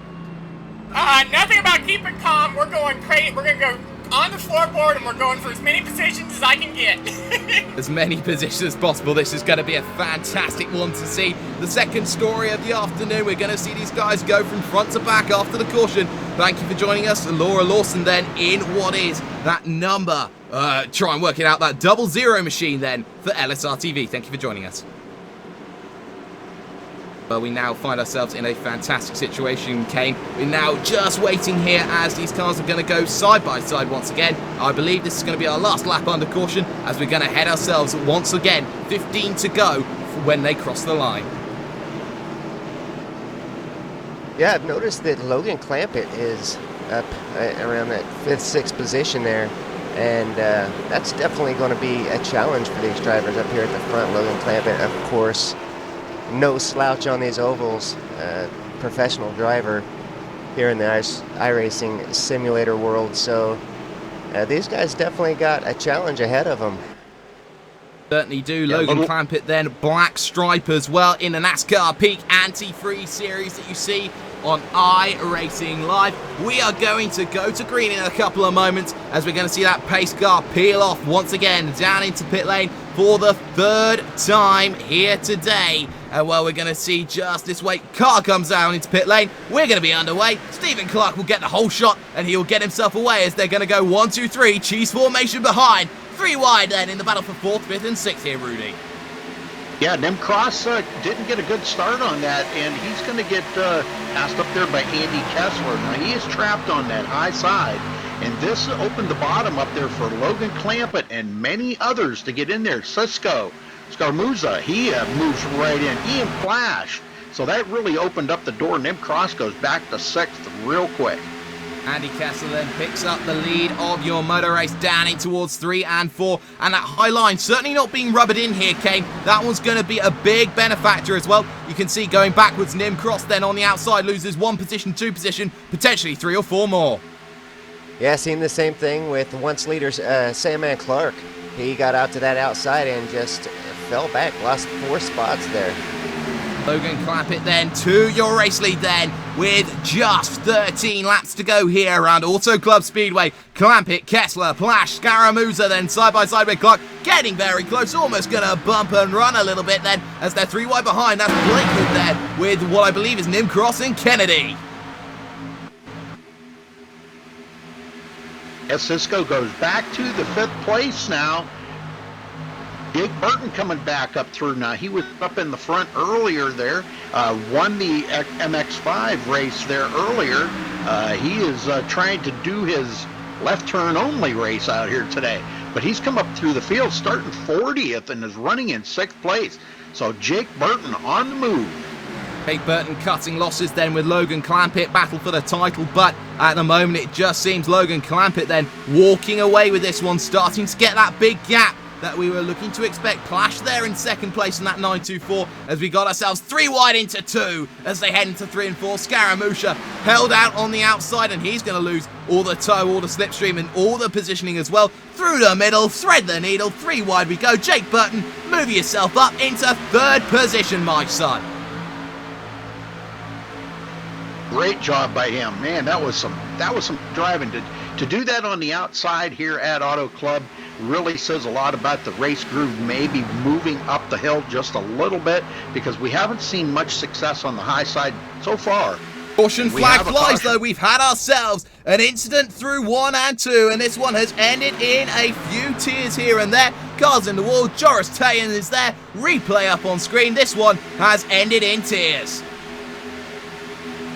Well, looking forward, and it looks like Cam Walsh involved with Dwayne Delaprade. Well, Dwayne Laprade even, and it was, oh dear me, it was coming down in, and it was actually contact just before that with the driver of what was Cam Walsh. This one hasn't ended the way he wanted it to go then, and it was contact there. I believe it was the number 55 even, so find myself a little bit corrected here, Rudy. I believe Dwayne Laprade gets himself into the driver of I can't even work out who that is, sorry ladies and gentlemen, but that one ends in tears. Yeah, that was actually the number 8 of Joe Peak. Got into it with Paul Smith. That's what started that whole ordeal right there. It looks like Paul Smith may have got into the back of Joe Peak. Excuse me. It looks like one of those things there. Cars filing themselves onto pit road. Joris Tayen's one of them. Cam Walsh another. He was involved in the incident. Alex Marshall, poor day for him. Paul Smith there getting involved in that incident. Dwayne Laprade there in. And Joe Peak then with that smoking engine as well. His day not good. Nim Cross towards the back now. And everyone not taking... They're going to file themselves single file just for the moment. I doubt we're going to see anyone now make this second lap jump onto pit lane, but Logan Clampett from 37th on the grid here in this 35 lap race, he's managed to fight himself to the front here, Kane. Yeah, that's something that don't surprise me too much. Logan, a lot of experience here at Auto Club as well as just in the car itself. So showing his skills here today at Auto Club. Showing the skills, most certainly he did. And well, looking further through, Jake Burton there in 4th position in that number 3 for the V8's Online team. Now, you wouldn't normally say from the back of the grid he's gone all the way up to 4th. He's up a massive 36, the same as Clampett. So cutting his losses at the moment, you could say, Rudy, our lucky loser here is going to be the certain driver of Jason Breifogel. He gets himself back on the lead lap. Yeah, that's always a plus if you can get yourself back on the lead lap. So that means your race is not over. But now the laps are closing down pretty quick here. We're probably going to be getting back to green here with about 8 laps to go. Now to come from the back of the field to the front in 8 laps, with as tough as this field is up in the front right now, he's got his work cut out for him. Oh, certainly does have his work cut out, but points, if any points, will be a big benefit heading into the final race. That final race will be held at Homestead Road Oval, the B course, of course, and well, it's going to be in those Mustangs we are going to see here. But what does have to be mentioned right now, up at the front, it's a Twitch 1-2, you could say here, Kane, right now. Ian Plash just staying calm there in second position, doesn't have to do too much, and they have that stranglehold at the front of the field. They do. They have it for now, but as we've seen, Jake Burton is coming up quickly. He's come clear from the back of the field, so Jake, one of Australia's premier drivers, I would say, definitely one of the top tier drivers in Australian V8 supercar racing here on iRacing. So it's going to be interesting to watch several of these Australian drivers as they get in these cars that turn left. Jake is proving that the Australians, some of them do know how to do this NASCAR stuff. But we are going to try and drag in an interview, and we're going to get in Mr. Tuesday Night, Evan Pasoko, in the booth. Evan, you're up 17 at the moment. You're just on the fringes of the top 10 with one more caution potentially up in the air. You have to say this one is surely looking for a grandstand finish. Yeah, we decided to not come down pit road because we think we got to get everything we can. And it's funny because I felt like I was passing like 8-9 cars to run, and then I checked the standings and it was like 3 or 4. There's just so much room here. I want to best my road finish, obviously in the oval one, because this is the one that we circled, but I have no idea what's going to happen in these next 8 laps. Well, we're going to see everything going along. We're going to say, Evan Pasoko, it's time to commentate your pace lap. We got a lot of teammates up here, so I'm going to give a shout out to my LSR TV guys. We had a couple of them, though, get involved in a little bit of a dust-up earlier, so keep an eye on those red and black cars on this restart. Yeah, keep an eye out for the red and black here is going on. Thanks for joining us, Evan Pasoko, Mr. Tuesday Nights then, in that number 13 machine, finds himself up in the fringes of the top 10 at the moment, but the driver that we haven't really talked about too much here today, Rudy, is Ashley Blake Hood in that 802 machine. He's running himself on his own team, Privateer, and you know what? He's come from 35th up to 9th, and we haven't really talked too much about him, and you know what? It's fair credit to these guys who have gone from the back to the front. We only have one driver inside the top 10 who started inside the top 10, and that's Andy Kessler. Yeah, these being a privateer team, he's out there. He does not have a teammate, so he's looking for any way to draft or whatever he's got to do to try to get up to the front. So he's done an amazing job coming from 35th up to 10th. This is really good for him. Certainly is, and now they're going to line up 2 by 2 once again. This has been the 4th caution of the afternoon, and with just ourselves 7 laps to go when they cross the line, it's going to be a very interesting dynamic indeed. If we get ourselves a caution in the next 2 laps, we are going to go to a white checker, as it were, but now we find ourselves in a position where we are lining up 2 by 2. We're lining ourselves ready, and Kelly? No, not even Kelly Kane. It's going to be very, very interesting moving on. It is. I think this is going to be an exciting restart, and it's going to be a lot of fun to see exactly how crazy these guys get. Look for them 2 up front there, guys, to go together. They are teammates, and you can count on it. Those 2 are going to go together to try to get a jump on the rest of the field. If they can do that without making any pit stops, then they've saved their equipment, saved their tires to make this happen. Well, this is certainly going to be very interesting. Pressure cooker heating up. Pace car comes down onto pit lane, and it's just waiting on them for the green to go. And this one, now they break away, and a great move then from the middle of the pack then. I believe that was Evan Pasoko. Can't be too sure about that. Could have been Scaramouche, but at the moment it's going to be too clear then for Twitch as they get themselves through. Clampett and Platt ahead. Kessler there, waiting in the wings in 3rd. Jake Burton way up on the high side. Caution flag.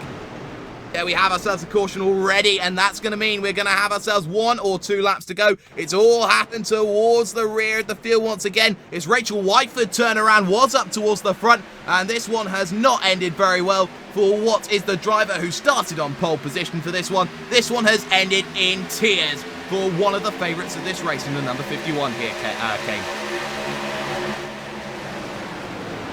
Yeah, also some trouble for Scott Newton, seeing him turned around as well in the number 2 machine. Yeah, just looking at this, it was 4 wide coming in, and actually, I think Rachel Whiteford, the innocent bystander in this one, Lee Thompson then getting involved and pushed up by, I believe, Reese Gardner. Can't be too sure there, but I think Gardner's come up the track, comes himself in, and well, yeah, one of those things here, I can't be too sure of the incident, but you can't be looking to go 4 wide into turn number 1 here. You've got to start thinking a little bit, especially at this late stage. You try and get that move here or there, and there just isn't enough room to go 4 wide midway through a corner. Well, Jake, what I'm seeing here, Matt Malone looks like he came up the hill here, and that's what collected Rachel into that. He actually got into the number 2 there of Scott Newton, like you said. But that was Matt Malone that kind of put him up into Rachel. My apologies, ladies and gents. Matt Malone getting involved then in the instant in that Twitch-coloured machine right now. We're going to get ourselves back looking again here. We are now back under caution. Our 5th caution here of the evening of 35 laps. It's really interesting to see here just how everyone goes on. We have had a bit of movers and shakers. We've had a couple of winners and losers here. Evan Pasoko's dropped a couple of positions there. You look at Ashley Blake Hood, he's also dropped a couple. But you look at the likes of, say, Tyler Herr. He's now back up into 7th position and running just outside of the top 10 before that. He got a massive hole shot here, Kane, heading himself down in towards turn number 1. And he's very fortunate that he made up those positions very early on. Yeah, gaining positions here off of the restart is something that is quite popular. The front straight so wide that you can get it real wide, but as you said earlier, coming into turn 1, you definitely have to start thinking about getting things back in line, and the drivers that can do that get some good position there to where they're not going to be in danger in turn 1. That's where you will see those guys really make up a lot of spaces on the track. Randy Chenoweth then will be the lucky loser for race spot. He's 2 laps down, but he will now go to 1 lap down this scenario because he finds himself in that position. And after a poor few things here and there, Randy Chenoweth, he's just going to be very grateful he could potentially finish on this lead lap here, Rudy. Yeah, that's been the kind of the move that we've been watching. But I just wanted to note here, guys, real quick before we get back to green, you know, just looking at this result of the guys that are up here in the top 10 right now, the guys and ladies, I don't want to forget about the ladies, that have put themselves in position for this win. We're coming down to, there's 4 to go right there, and we're still under caution. It's probably going to be about a 2-lap shootout. I don't believe we've seen the last of the cautions. We could come out of here with a surprise win for the overall race tonight. But it's going to be interesting to see how everybody makes these last couple races, how much you're going to try to get a jump on this restart and get ahead of everybody. Well, we are going to talk once again. We talked at the top of this oval split. We're going to talk to Rachel Whiteford. Rachel, end of the line, it seems, after that one. It just got caught there on the outside. Yeah, absolutely. We're out of the race, gone behind the wall now. We're done. Unfortunate end, but it was fun. Had a really good restart in the last one. Went flying up the outside, then cars just came up. I think we were 4 wide, but I just found a gap and went for it. Had to make places. Really good fight with Laura. It was awesome. We had some big door banging in the previous run, and we all lived, so it was good. But the race is still up for grabs, and I'm sure it's going to be an exciting one to the end. Race still up to grabs, but you were up there inside the top 5 moving in. Incident with Laura Lawson as well, as we've said previously. But that one puts you back in the pack, and once you're back in the pack, you have to think with a different mentality. So looking back on the race, do you feel that you were trying to be a little bit too greedy there, trying to go 4 wide? No, you had to be greedy. You absolutely had to be. We had 6-7 laps to go, and it was deep in the 20s. You had to go now. And off the restart was the time to go. It was the gap and where you could make the most time. It was a safe line I had. I was in a good place. Unfortunately, the cars below me didn't understand what a left turn was, but it happens. It's all in fun, so we're all having a great time. But yeah, these things happen. You've got to make up time, and that's one of the problems with it being so short. It's only 35 laps. You've got to push hard, and we've had to push hard from the drop of the green flag. It's a little short, but it's we're trying to fit 3 races in here. If it was just oval, 3-4 times the length would have been perfect, and you could afford to be patient. But you gotta go. You gotta go.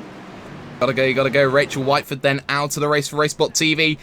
Going to be 2 to go when they cross the line. They're going to line up 2 by 2 once again. And, well, you're going to have to say, Rudy, this one is going to be a classic shootout here with some of the best commentators in the world.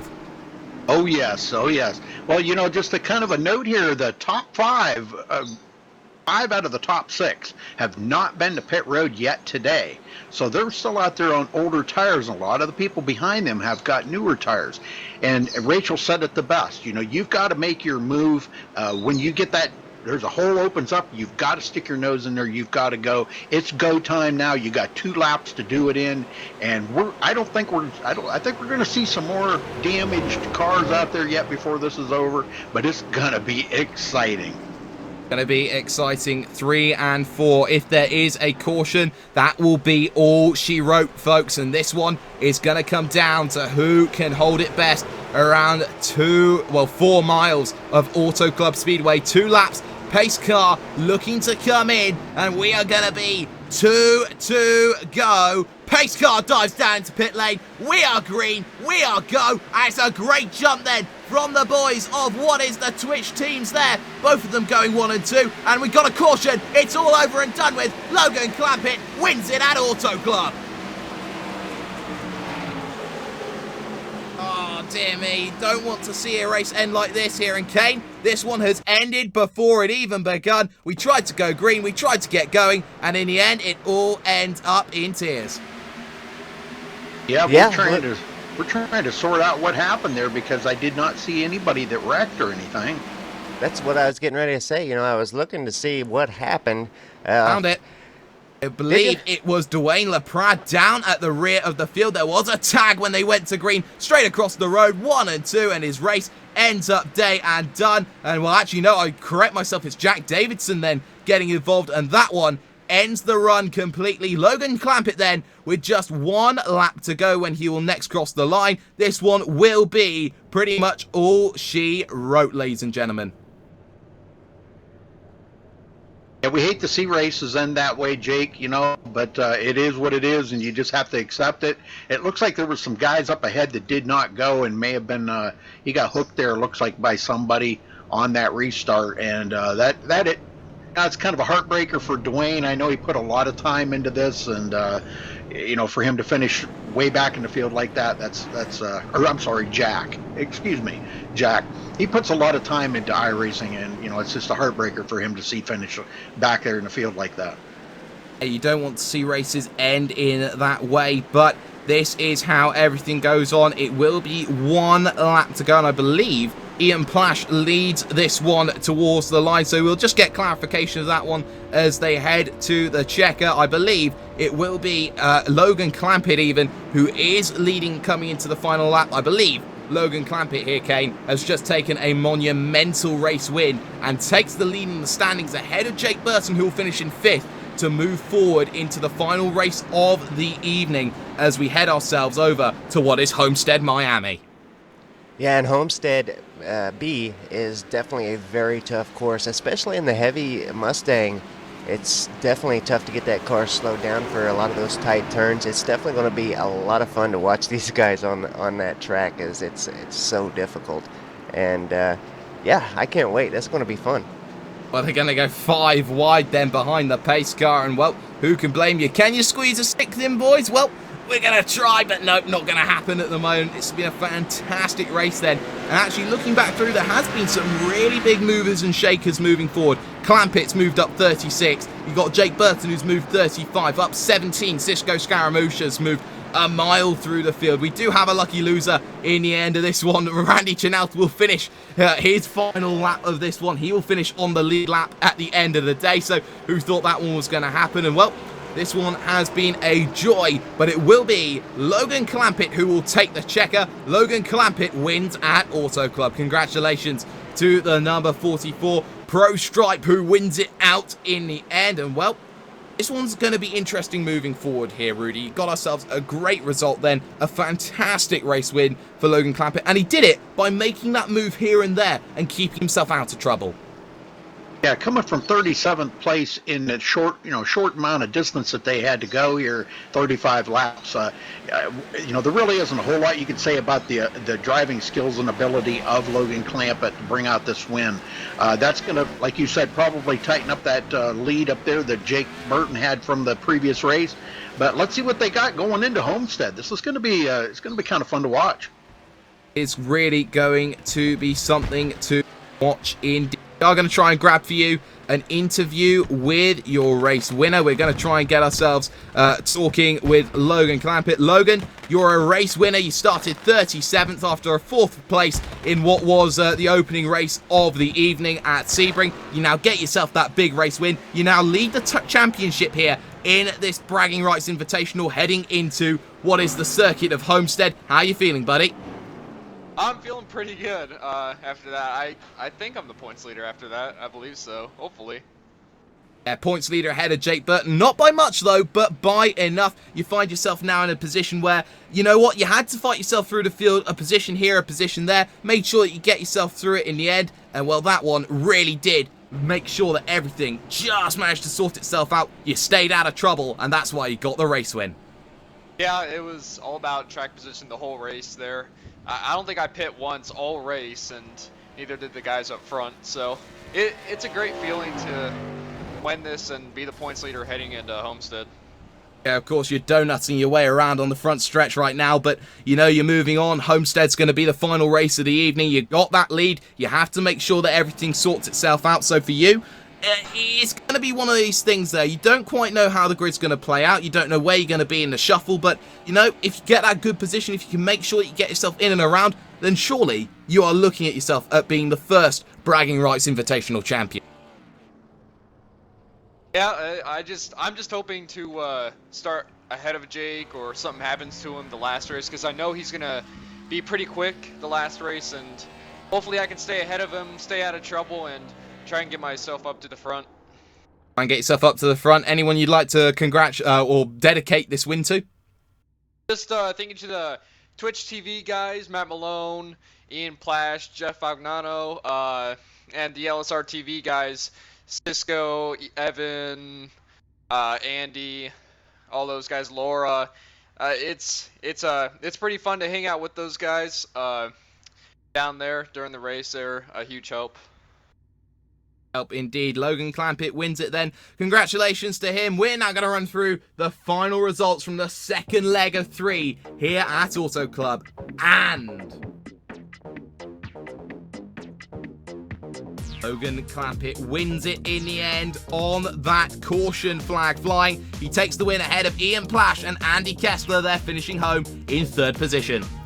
Cisco Scaramuccia moves up 17 positions to get himself up to 4th. Jake Burton then loses the championship lead there in 5th, with Brian Yasik there in 6th. Stephen Clark there finishes home in 7th. Kelly Dahl 8th. Jay Kennedy there in 9th position. Rounding out the top 10 is Ashley Blake Hood from 35th on the grid.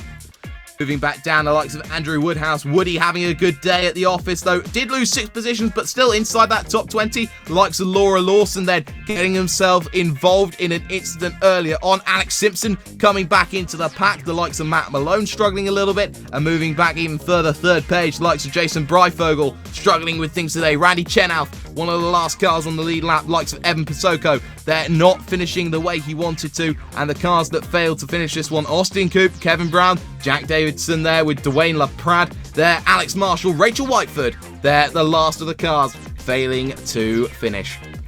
Well, boys, Rudy, Kane, it's been a fantastic race, but we are going to grab a quick interview there just before. Rudy, talk yourself through with Cam Walsh.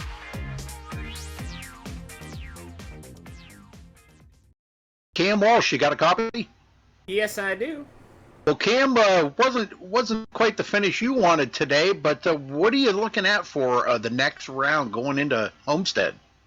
Well, not at all. I think we had quite a few people that were really trying to shoot those restarts, and we ended up creating quite a bit more chaos than I think we were expecting. But Looking forward to Homestead, though. It's a car that people don't normally see. It's that Mustang, and I'll be trading this Mustang for that Mustang, and we'll see how we do there. I think the racing from when we had it was actually working out fairly well, and it's kind of a bummer tonight that here at Auto Club we had a couple too many cautions. Yeah, we seen you take a pretty violent hit there in the wall there that one time. Starting 13th tonight and finishing in 31st. Not a good finish, but nonetheless, maybe you'll be able to make that up in the next round. So, well, thanks for talking with us, Cam. Good luck in the next round. We'll be watching. Thanks. Yeah, no, we'll see. And I was just trying to invert the numbers. I thought that's what we were doing with the spinning wheel. You take the 13 and 31. You weren't supposed to do that? I'll keep that in mind next round. But yeah, thank you. We'll see you guys. We'll see you. All right, thank you. We will see you. But what we are going to do, though, is get ourselves another interview. We got Jake Burton standing by here. And, well, Jake, you now lose that championship lead that you had after what was a win in the first race at Sebring. In the end, Logan Clampett now holds it going into Homestead. And, well, road is what I'd argue is the way forward. Roval, this one's going to be a little bit of a 50-50, so all in the air for the next race? Yeah, I'm actually not too sure about that championship. I believe that might be a mistake. Obviously, we had a little bit of an issue with that first server going up, and I believe that Fraser went into the first server that was wrong and went on and won it. He wasn't in the actual first MX-5 race, so I'm not too sure how that works. But well, hopefully we'll see. Yeah, hopefully we'll see ourselves get everything clarified and sorted out. But Jake, you're in a position now where you get that 5th place. You were started at the very back of the field. You moved your way through. You picked your spot here and there. And now you're moving forward. You take that momentum going on. And, where's the glass ceiling? Where are you going to go on from here? Is it going to be one of those races where you're going to find yourself in a great position moving forward? well, obviously I have to start at the back, which kind of sucks. But yeah, I think in that race at Auto Club, to be honest, I think I got a little bit lucky. Took some very big moves that I probably shouldn't have taken, especially with this netcode. And yeah, was fortunate enough that they paid off each and every time and managed to finish 5th, which was, yeah, I'd say probably a lot of luck there. But I don't think Homestead will be as easy. Obviously, road course, a bit harder to sort of make your gains, especially with no cautions. The leaders will start to get away and that sort of thing. So it's definitely going to be a little bit harder. But yeah, got the V8s Online boys here helping me out and just pushing me on. So it's going to be really good. Well, we do know it will be a random grid for the final race of the evening. Nobody knows where anybody's going to put out. You might be at the front, you might be at the back, you might be somewhere in the middle. One thing we do know is we're going to be running around with the Mustang, and, well, as we all know with the Mustangs, a very, very powerful car, but corners a little bit more difficult, maybe a bit easier dealing with that oval stretch with it, but that infield section is going to be very difficult for quite a few drivers. Yeah, for sure. It's definitely very tight, and it reminds me a little bit. I'd raced the V8 Supercar, and we raced the V8 Scops earlier in the year at Indianapolis Road Course, and that was really tight and twisty in there, so a little bit reminiscent of that. So, yeah, something hopefully I'll be a little bit used to. It's going to be a challenge for everybody. Just going to see who swings lucky with the grid positions, I guess. Well, thank you for joining us, Jake Burton. Then in the number 3, we're going to step aside for one moment. When we come back, final race of the evening. We're going to change the booth once again, and the bragging rights. Who will take them? Well, you'll find out in just a few moments' time.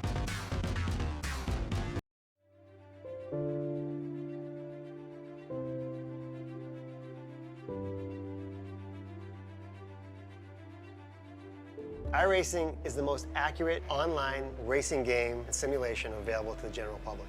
The iRacing service allows you, the race fan, the real-world racer, the race enthusiast, the gamer, to race virtual replicas of real-world cars and at real-world, world-class racetracks.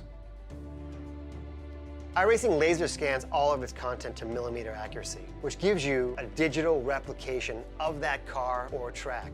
Whether you want to race for online championships, race your buddies in a league, or test for an upcoming real-world race, iRacing has what those sim racers, gamers, race fans, and real-world racers are looking for.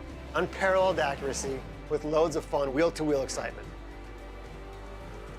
Because of the solid community that iRacing has built, along with that attention to detail, iRacing has been able to form official partnerships with renowned motorsport organizations such as NASCAR, SRO, IMSA, V8 Supercars, and others to develop professionally sanctioned online racing series for our members to participate in. This is unique to iRacing.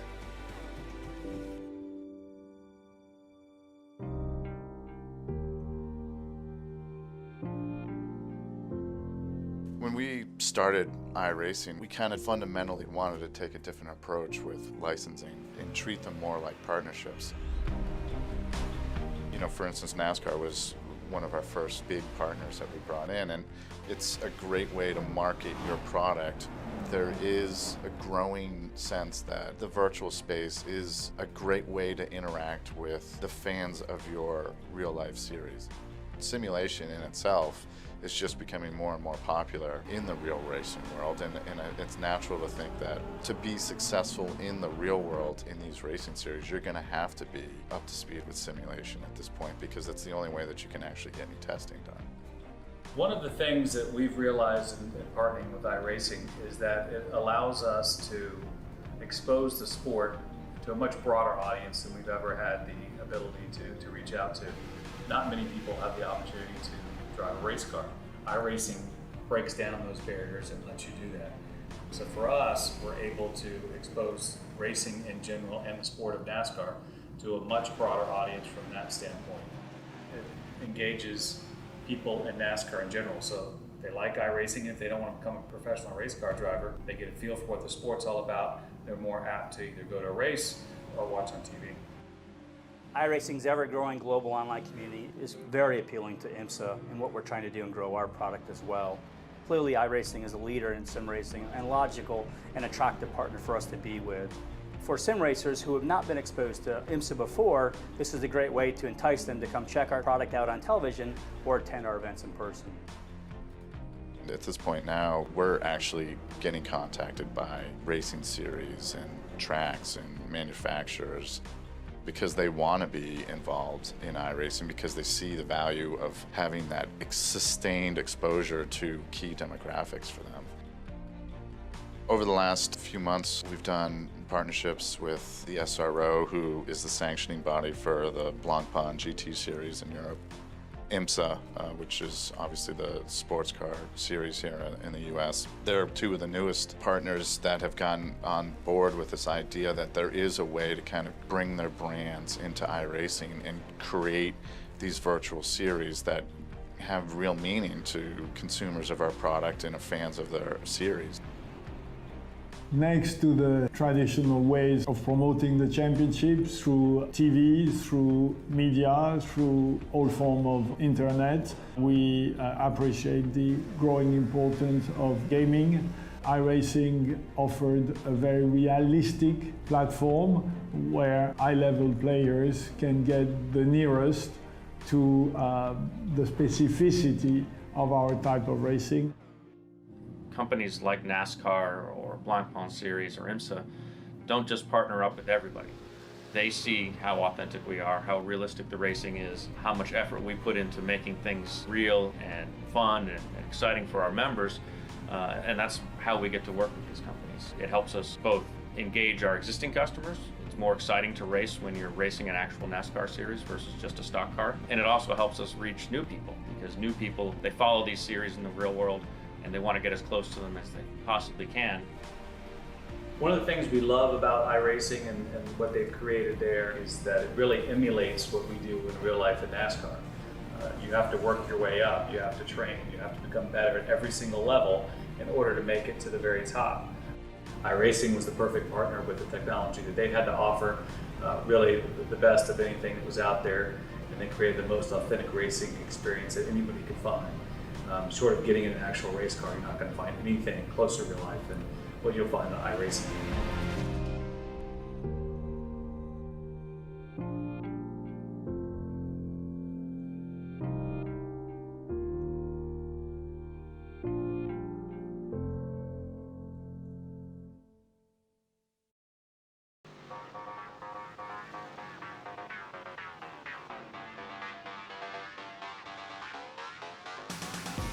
Race 3 of 3, and we are in Homestead, Miami for a road oval which promises everything and a little bit more. We are here for the Bragging Rights Invitational. Well, this is where the commentators come out and show their true colours. We've just seen the road at what was Sebring. We saw the oval at Auto Club. Now Homestead, Miami will hold place for the final race of the evening.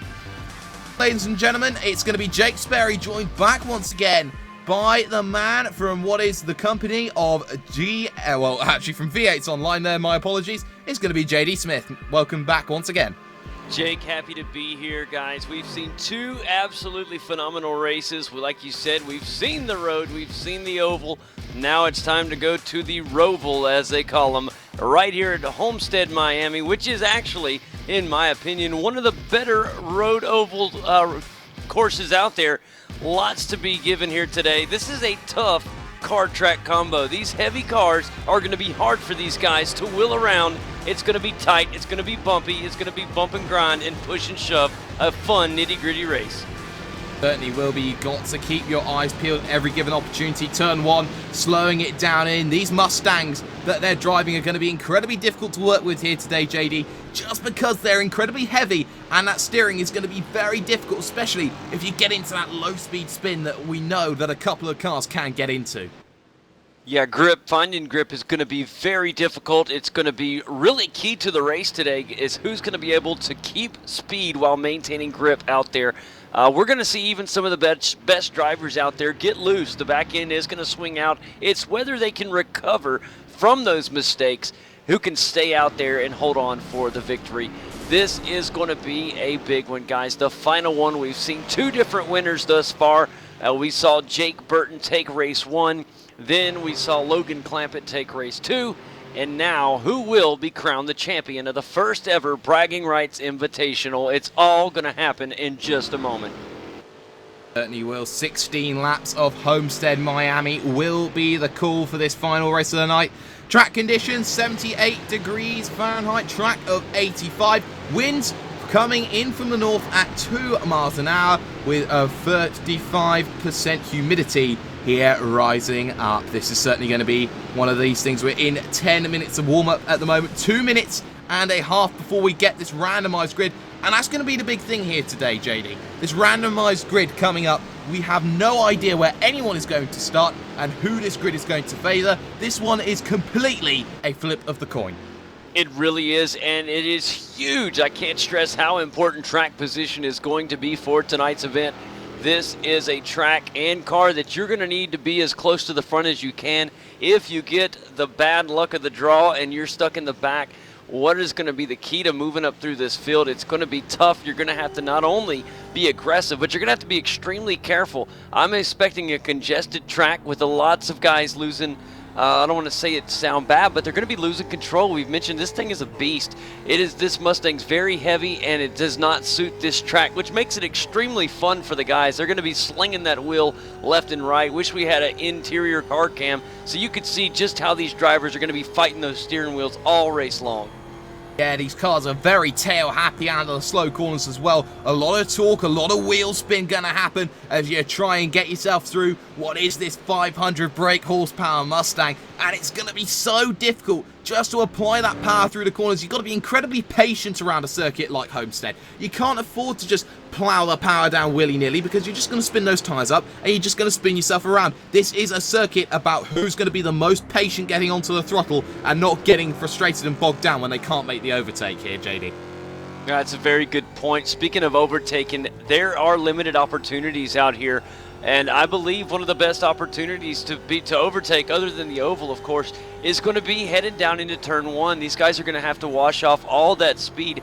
And you think about how heavy these cars are, a lot of stress on the brakes. And I'm going to tell you, we're going to see some guys overshoot it. We're going to see some guys brake a little early. It's going to be very difficult to get it just right. And I don't want to take anything away from the drivers. I just want to stress the amount of difficulty that it's going to be for these guys entering turn 1. Lots of cars, and it's going to be very scary for those involved.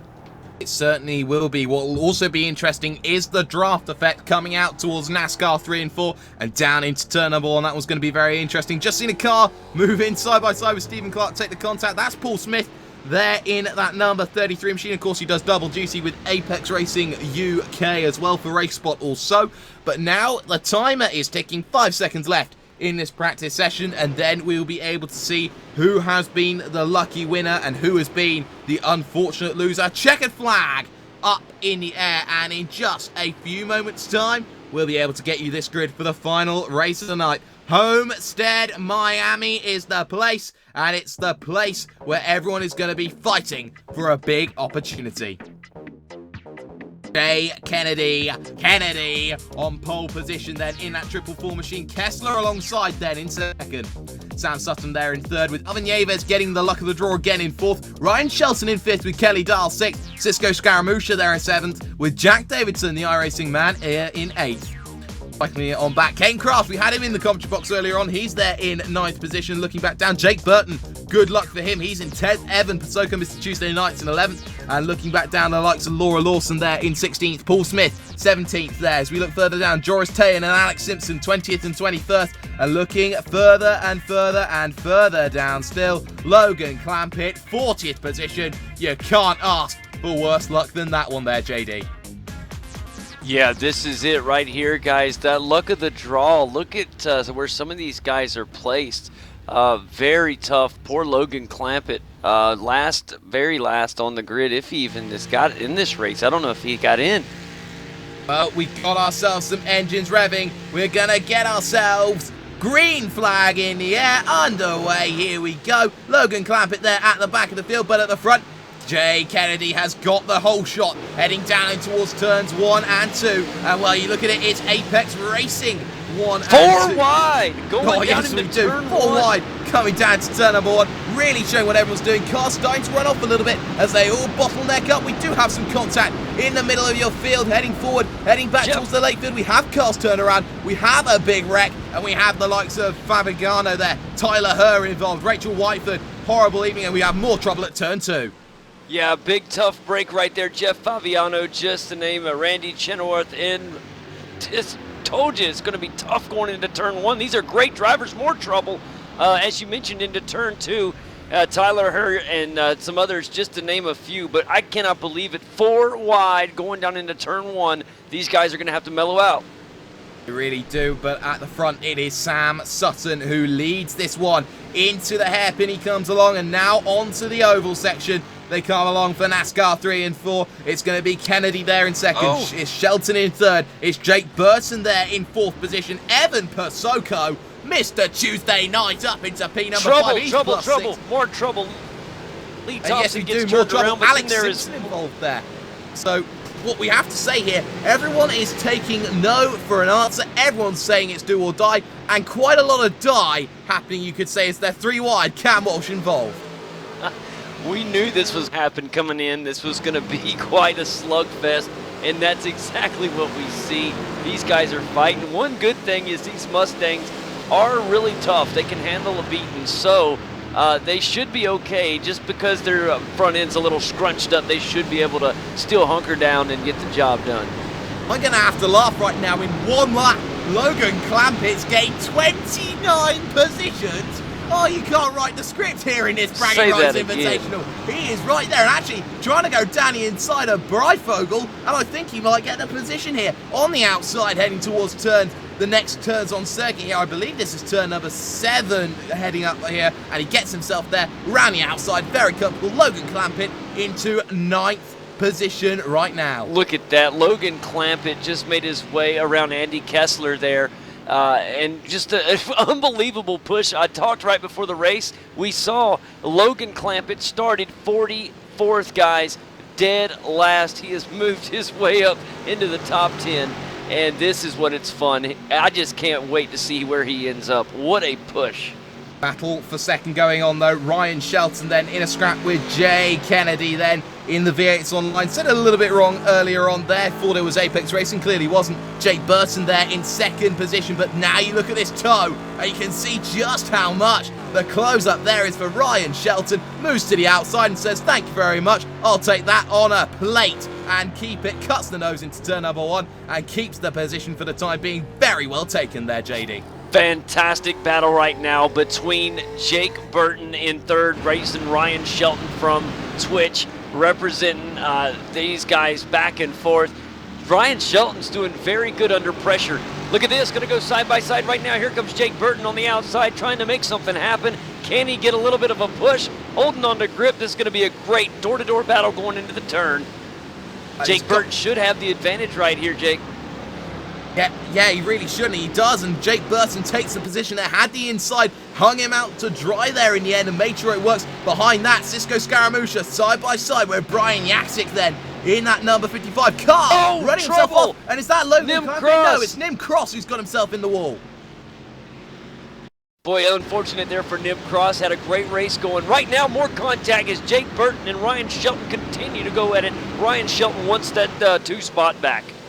Yes, he does. Nim Cross got into the wall of his own accord there on that incident. We've just seen it up on screen, but Burton fighting hard with Ryan Shelton. We have seen the contact then coming out of the hairpin. That one there, just a small tap here or there. No harm in doing there just for the moment as they head themselves through what is 3 and 4, and now onto the front straightaway once again.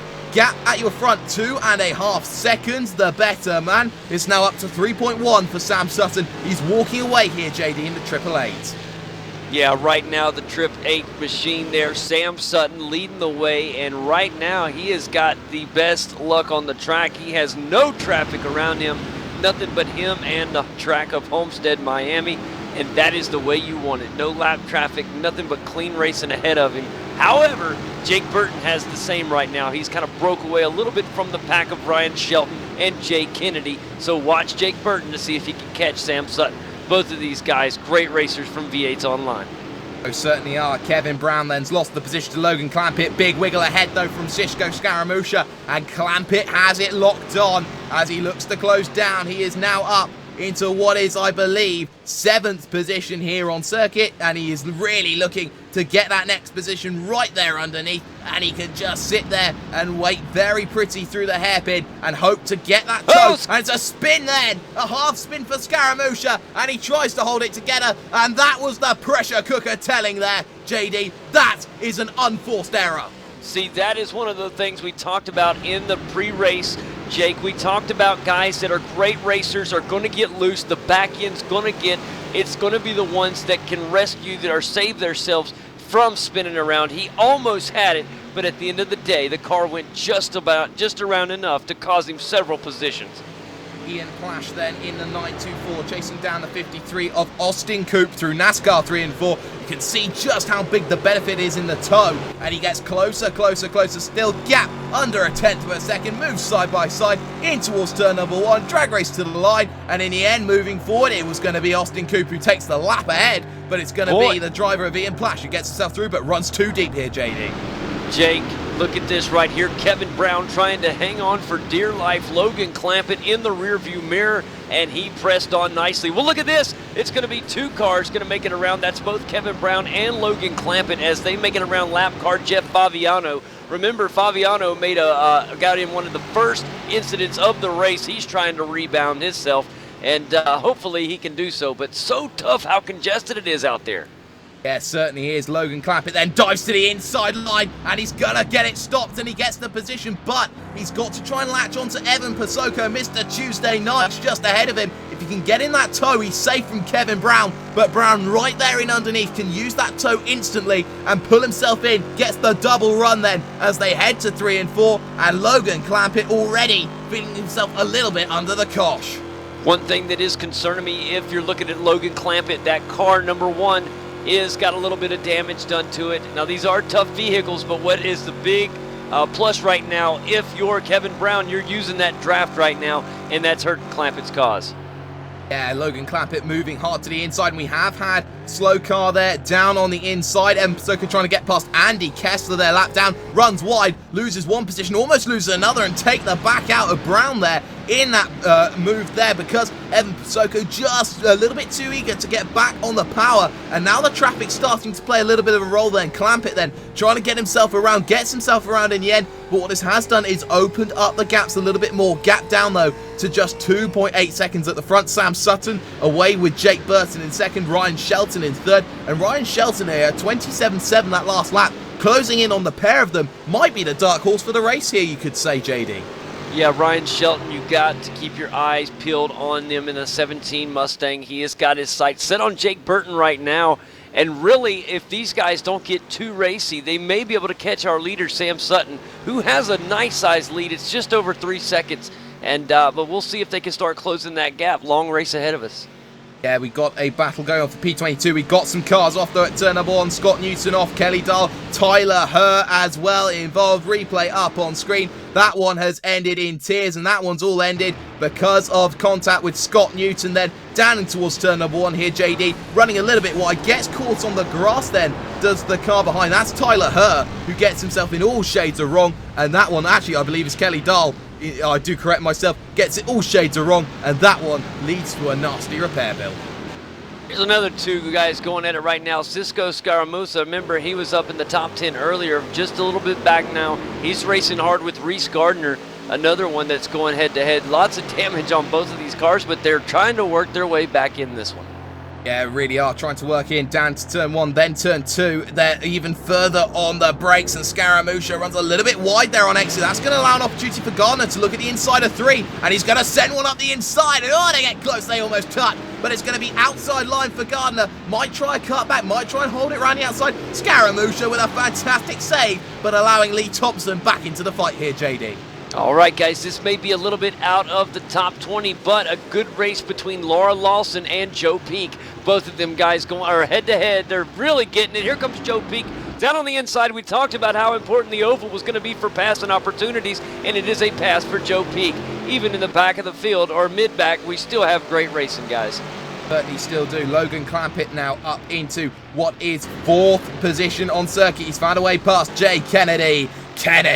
As now he gets through 3-car train. Kevin Brown holding very well there on the back of this 3-car train battle here, JD. Battle for 4th, 5th and 6th. They've got to work together to get back to Shelton and Burton, but these guys getting themselves out in the way. Sam Sutton controlling the race from the front. Jake, have to point out something, and that is another Jake Burton. He has closed the gap with him and Sam Sutton. It was right at 3 seconds a moment ago. We're just over a second and a half between the two. In fact, you can almost cut it to about 4 to 5 car lengths behind. Jake Burton on the move, as well as, don't forget, Ryan Shelton. He's right there in the picture as well. This top 3 is not over. The 44 in trouble, the 44 in trouble. Logan Clampett's lost a position to the 444. That's Jay Kennedy down the inside. They're in that opening section, and that's a big one that's just happened there. He ran himself too deep, did Logan Clampett. Contact, and around Jay Kennedy goes, and that is Logan Clampett. It sends Kennedy down into the sandy stuff. The red mist has descended here, and this one is ending in tears for a couple of drivers. Logan Clampett taking a chance now, has only one man to work with here in this battle for your race win. We are half distance in this one. It's around 25 minutes we're looking at right now. Logan Clampett sitting pretty in 4th position, but a little bit controversial, getting himself around. And you know what? I think there might be a couple of protests here, JD. Yeah, you're definitely going to hear some words, and interested to see what those are going to be. But all we can do now is focus on the race ahead, and watching Logan Clampett right now with Kevin Brown in the picture. And we've seen Kevin Brown do some good things in the past. He's got a good run. Look at the draft and how it benefits. They're going to go door to door. I don't know if Kevin's going to be able to do something. He's going to be stuck on the outside through turn 1. He has it, comes across the hood, very close, and makes it out in front of Clampett, but he drives it in too wide. He's out in the sandy stuff, and that is going to hurt Kevin Brown.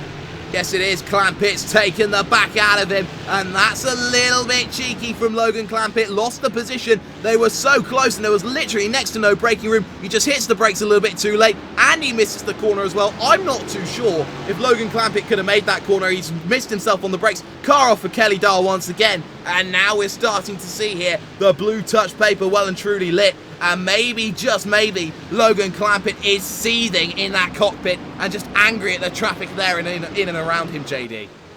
Yeah, I'm wondering with how aggressive we're seeing some of these guys, the tire wear, and how that's going to affect over the long term of this race. Kevin Brown just made it away around Brian Yasek there. But some of these guys are not racing as aggressive. I wonder if there's a little bit of strategy involved with the timing of this race.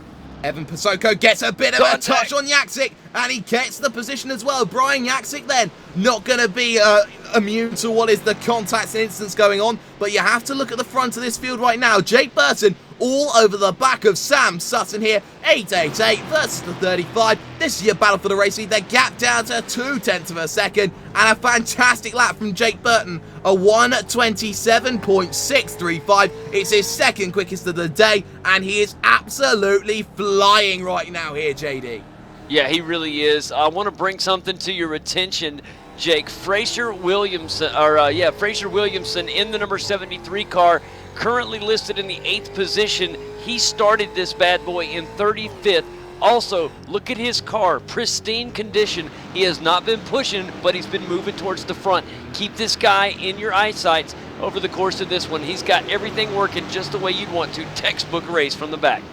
Textbook race from the back indeed, but I think this move for the front of the field is certainly going to be one we need to focus on. Jake Burton behind Sam Sutton, then down on the brakes into the hairpin. Not close enough for the moment, but in range, you could say, here on lap 10 of 16, moving towards lap 11, and 6 laps to go as he gets himself there very comfortably behind in the toe. The gap around 3/4 of a second. That one's going to close then as they head to 3 and 4. Here we go. This one is going to be the big move then. Into the oval they come along, and now you can see that gap close a little bit more then. You can see the track rubbered in on that inside line, and he's right there. 0.2, 1/10, and surely going to be next to nothing. Side by side they go to the line. Who's going to take it on this drag race? I believe it's going to be Jake Burton, because here comes Sam Sutton. He backs out of it very wisely there, JD. Into the lead is the number 35. Welcome back to the top 5 as well, Kevin Brown. Remember, Kevin Brown in the number 14 machine fell out of the top 5 earlier, fell back to around 8th or 9th place. Remember, he was going nose to nose and got off track. He has worked himself back into the top 5, just making around Jason Breifogel, and now he is pressing forward, looking back at Kelly Dahl. Yeah, we got Evan Pasoko, though, in a scrap with Fraser Williamson and Brian Yaksik. This one's been going on for about a lap so far here as Kane Craft gets out of the way there. Of course, he was in the booth for the oval, but now Fraser Williamson just waiting for that opportunity. Evan Pasoko's been placing his car nicely, but here's the opportunity. Gets the toe, gets himself towards the inside, and he's going to dive it down in RaceBot TV on the LSR car, and Fraser Williamson makes that one look like a piece of cake. Now, Brian Yaksik waiting patiently here, JD, to get that big move sorted. He is. Guys, we got a fantastic battle for the lead right now. Jake Burton in the number 35 machine, who has led the majority of this thing, has got Sam Sutton, who's led the majority of this thing, had just had Jake Burton move into the lead, but don't count the 888 out. He is remaining up there and on pace with Burton. This is going to be a great battle between these two. Certainly is. Logan Clampett is 11 seconds off the pace. He's not going to catch at this rate, especially with 5 to go when they cross the line. Kevin Brown has managed to get himself through on Jason Breifogel. That was the battle for 5th and 6th about a lap ago. Just trying to look and find some battles for you right now. So we're going to focus on Evan Pasoko then closing in the wheels. But Kelly Dahl there just ahead, who is lap traffic, a lap down, is going to be in a position to put themselves through. And we've had a very high attrition rate now here, JD. We've only got 25 cars here on the leading lap. Yeah, that's a big thing, but you got to remember a smaller track. It's a 2.21 miles. That's not, I guess, real small, but still, it's such a confined, tight area. And this thing, being on the lead lap here is huge. Laura Lawson, unfortunately, just went down pit road. Looks like some problems with her. She's back in 26, so obviously she'll lose some more, at least one more lap, depending on how quickly she can return to the action. But it really is happening up here in the top 10.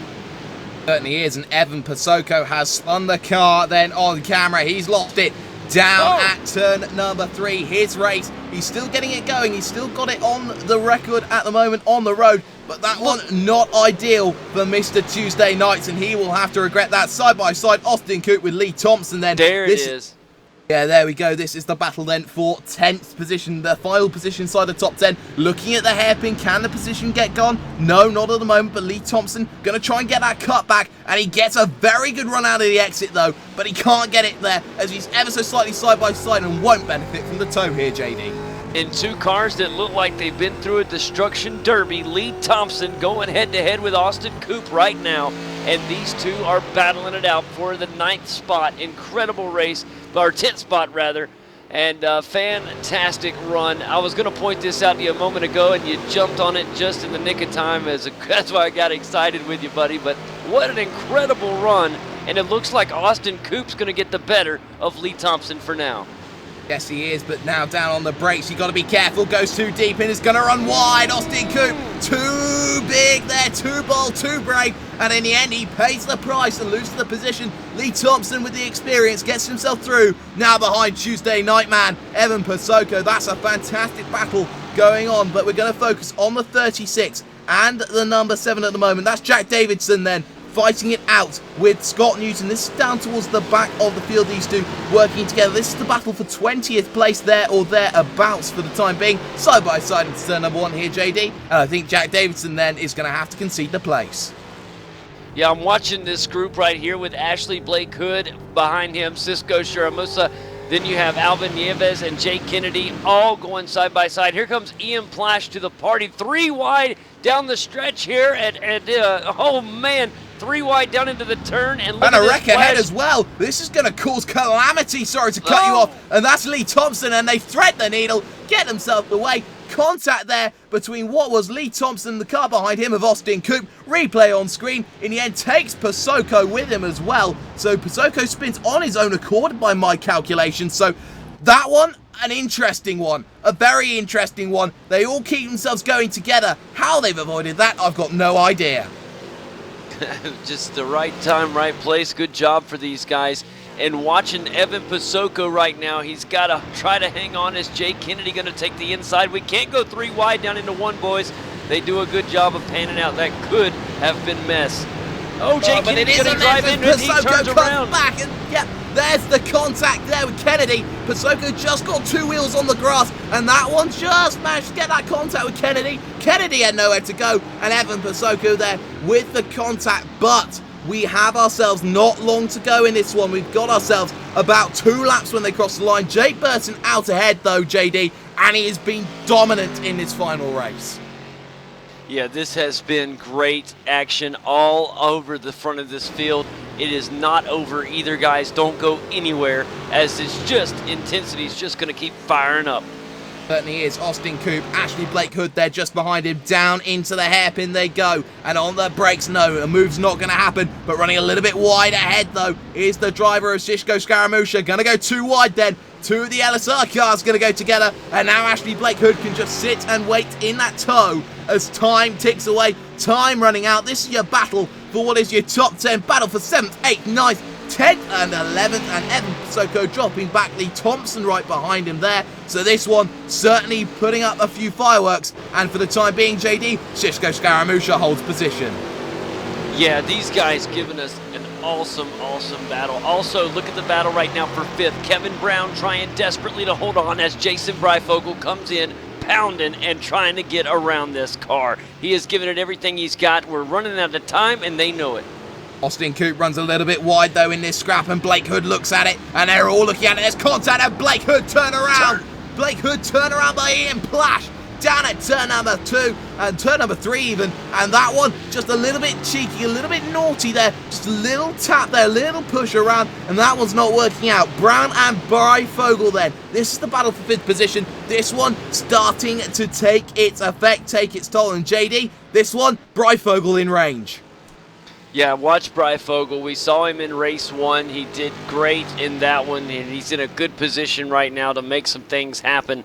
Also, check in on Kevin Brown. He's still keeping about a car length and a half lead over Breifogel. And every time, if you notice, every time Breifogel gets within about a car length, that's when you see Brown take off. Well, is he waiting behind because the white flag is now out. This is the final lap of your moto race, and Kevin Brown has to hold on. Up at the front, though, it has been a dominant display from what is Jake Burton, Sam Sutton there in second, just waiting perilously or just waiting calmly behind. Shelton and Clampett, these two have closed up quite quickly. That's a battle for your final spot on the podium, and Shelton Yes, it is. now under a little bit of threat, you could say, as they head down into this next right-hander, down on the brakes, clamp it, closes up a little bit more, but time is of the essence, time is running out. Jake Burton then heads to the hairpin, 2 corners to go, will be NASCAR 3 and 4. It's certainly not over yet. Sam Sutton waiting in the wings, could steal one out, and it's a big spin, and he's choked. Burton turns around, and if we're talking about title perspective then, he just gets it going. Shelton and Clampett will go together, so by default, it will be Sam Sutton who will take the checker flag here as he heads around 3 and 4. What a fantastic result then from the driver of Sam Sutton. Burton is just a way to get second. Now the question is who's going to take the podium. This one has implications for the championship. We're not going to know by the end of the broadcast, but Clampett can't close. Closing more the battle for second, third, and fourth going on, and Clampett's not close enough, so it's going to be Burton second, Shelton in third, Clampett in fourth. What a race we've had, JD. Good gosh. All right, take a look at this. Regardless of any of this, take a look at Logan Clampett. Started 40th, finished 4th. What an incredible race from him. Jake Burton gave it his all. A little bit of some craziness there at the end. Sam Sutton takes the victory. Ryan Shelton, who was kind of a sleeper car, going to get the final spot on the podium. And that was a great battle between him and Clampett right at the end. Rounding out the top 5, Kevin Brown, who we saw in there all day. He did squeak it out ahead of Bry Fogel there in the end. Great race. Side by side they go, Austin Coop then trying to hold on, it's a drag race, and it's contact over the line, and who's got that one? Is it Austin Coop? Is it Scaramuccia? The answer's Scaramuccia. He takes it by just 22 thousandths of a second. Whoa my, and nobody, and I mean nobody's there very happy. Kennedy on his roof as well. So this one has all ended in a little bit of bumping and scratching and here, there, everywhere. That one is really massive mileage, and well, you have to say, we've had these battles going on left and right. We've had ourselves everything going on, and now I think we've just had everyone come across the line there or thereabouts. Let's run you through then an official grid then, an official classified result from the final race of the evening here from what is Homestead, Miami. It's Sam Sutton who takes the win in the end by 7.5 seconds. Wasn't easy, but takes the race win with Jake Burton coming home in second. Third place finish there for Ryan Shelton after qualifying 5th, but from the back of the grid, Logan Clampett up to 4th from 40th.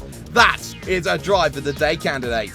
Kevin Brown will just hold off Jason Bryfogle then into 5th position then, with 6th place going, well 7th place even, going to Fraser Williamson from the back of the field. Brian Yaksic rounds out in 8th position with Scaramuccia and Austin Coop coming into blows on the drive to the line. Alvin Yavis there in 11th position as we look onto the second page. There you can see the likes of Ian Plash, Ashley Blake Hood, Evan Pasoko drop down the field. Jay Kennedy only 16th after all that was said and done. We still had some battles to the line. The likes of Tyler Herr there, Joris Tayan, and cars that failed to finish all were laps down. The likes of Cam Walsh, Jeff Favignano there, Ken Croft struggling a little bit there. Laura Lawson, Randy Chenalth himself struggling, Rachel Whiteford, Nim Cross, Dwayne LaPrade there struggling, along with Alex Simpson and Matt Malone as well. But what this has been is a fantastic thing. We're going to get ourselves some interviews coming in, and we're going to start with our race winner here. We're going to start here, JD, with the winner of Sam Sutton. Take it away. Sam, welcome to the post-race show, buddy. Congratulations on the victory. Tell us about how this one was from the view of the cockpit. Yeah, well, I lucked into starting in 3rd place in that one. I was a bit surprised to be up there and got Jay Kennedy at turn 2. He just let me have it, which was good. And then Jake, saw him coming. He had a bit more straight line speed, and we just did a kind of an orchestrated swap to give him as many points as we could. And at the end there's that unlucky self-spin for him. Nearly cost him, but I think he's scraped through with the win for this series. Sam, let's talk about what everybody wants to talk about, the big pass, the big battle with Jake Burton. You guys both had extremely fast pace out here today. Tell us about that battle and you finally taken. Yeah, well, we got a good gap off the start because Jake had to come through the field a bit from 10th, and he had a bit of a battle with Ryan Shelton there, and we were both on different setups. He had one he just found on his computer somewhere, and I stole one off the forum earlier on this evening, and different strengths. My car was pretty good through the first half of the lap, and his was great around the oval. So big discrepancy in the pace there, and it showed when I was behind him I couldn't actually catch him in the draft, whereas he put in a good second on me when he caught the draft. So it's just a bit of a, we tried to pull a gap on Shelton. We orchestrated that pass we made. I just rolled out and let him through, and it worked out well in the end. Well, absolutely phenomenal job, buddy. Congratulations on the victory. And it's good to talk to you as always, Sam. Yeah, it's good. Good to be part of this series. It's came out of the blue, the invite we got, and 1 a.m. start for most of us in the team isn't ideal, but we all enjoy our racing. And yeah, a lot of the guys, good work. Jay Kennedy, first time he's been back in the car in a while, so a lot of guys racing tonight, which is good fun. It is good to see these guys normally in the broadcast booth getting behind the wheel, and I hope it's something we continue. I hope it's an annual event. Really enjoyed it. Yeah, it's been good. It's probably a bit unfair that Jake and I actually race properly and then we only part-time commentate, but we're still part of the V8's online crew, so we jumped in the chance to race against some of the other streamers and broadcasters out there. It's good to see the guys who are usually behind the mics out in front giving it a steer. Absolutely. Well, thanks again, and congrats on the victory, Sam. Cheers, guys. Joining me now in the commentary box is second place finisher Jake Burton. Jake, a scary end to this one there. It just seemed to be a fantastic race in the end. It was one of those things where you get that spin on the final lap, looking at that race win, you turn yourself around and, you just hope that you hold on to the final positions. Yeah, that was definitely a scary one. I saw, obviously, Sam, good mate, and I guess in the context of this event, my teammate behind me said, mate, no pressure, go ahead. And so I was just driving my race, and unfortunately on the last lap just took it too slow into there, picked up the throttle and looped it. So guess that happens, but fortunately I don't think it cost me the overall thing. So hopefully, looking at the points, we should have had that for V8s Online, which was awesome. But yeah, it's been a really awesome series and had lots of fun with my teammates and getting to know some of the other broadcasters whose names I've heard but not necessarily raced against before. Yeah, definitely. And, well, we think you've won it. We can't be entirely sure. We haven't had the points here, but you finish in second. Logan Clampett comes from last to fourth in the end of that one. So, you know what? You look in the mirror, you see on your relative, you think that, oh, I'm safe. And you see a guy like Logan Clampett coming through. Does it worry you a little bit that maybe my title's not as safe as I first thought? Oh, yeah. We knew he was fast.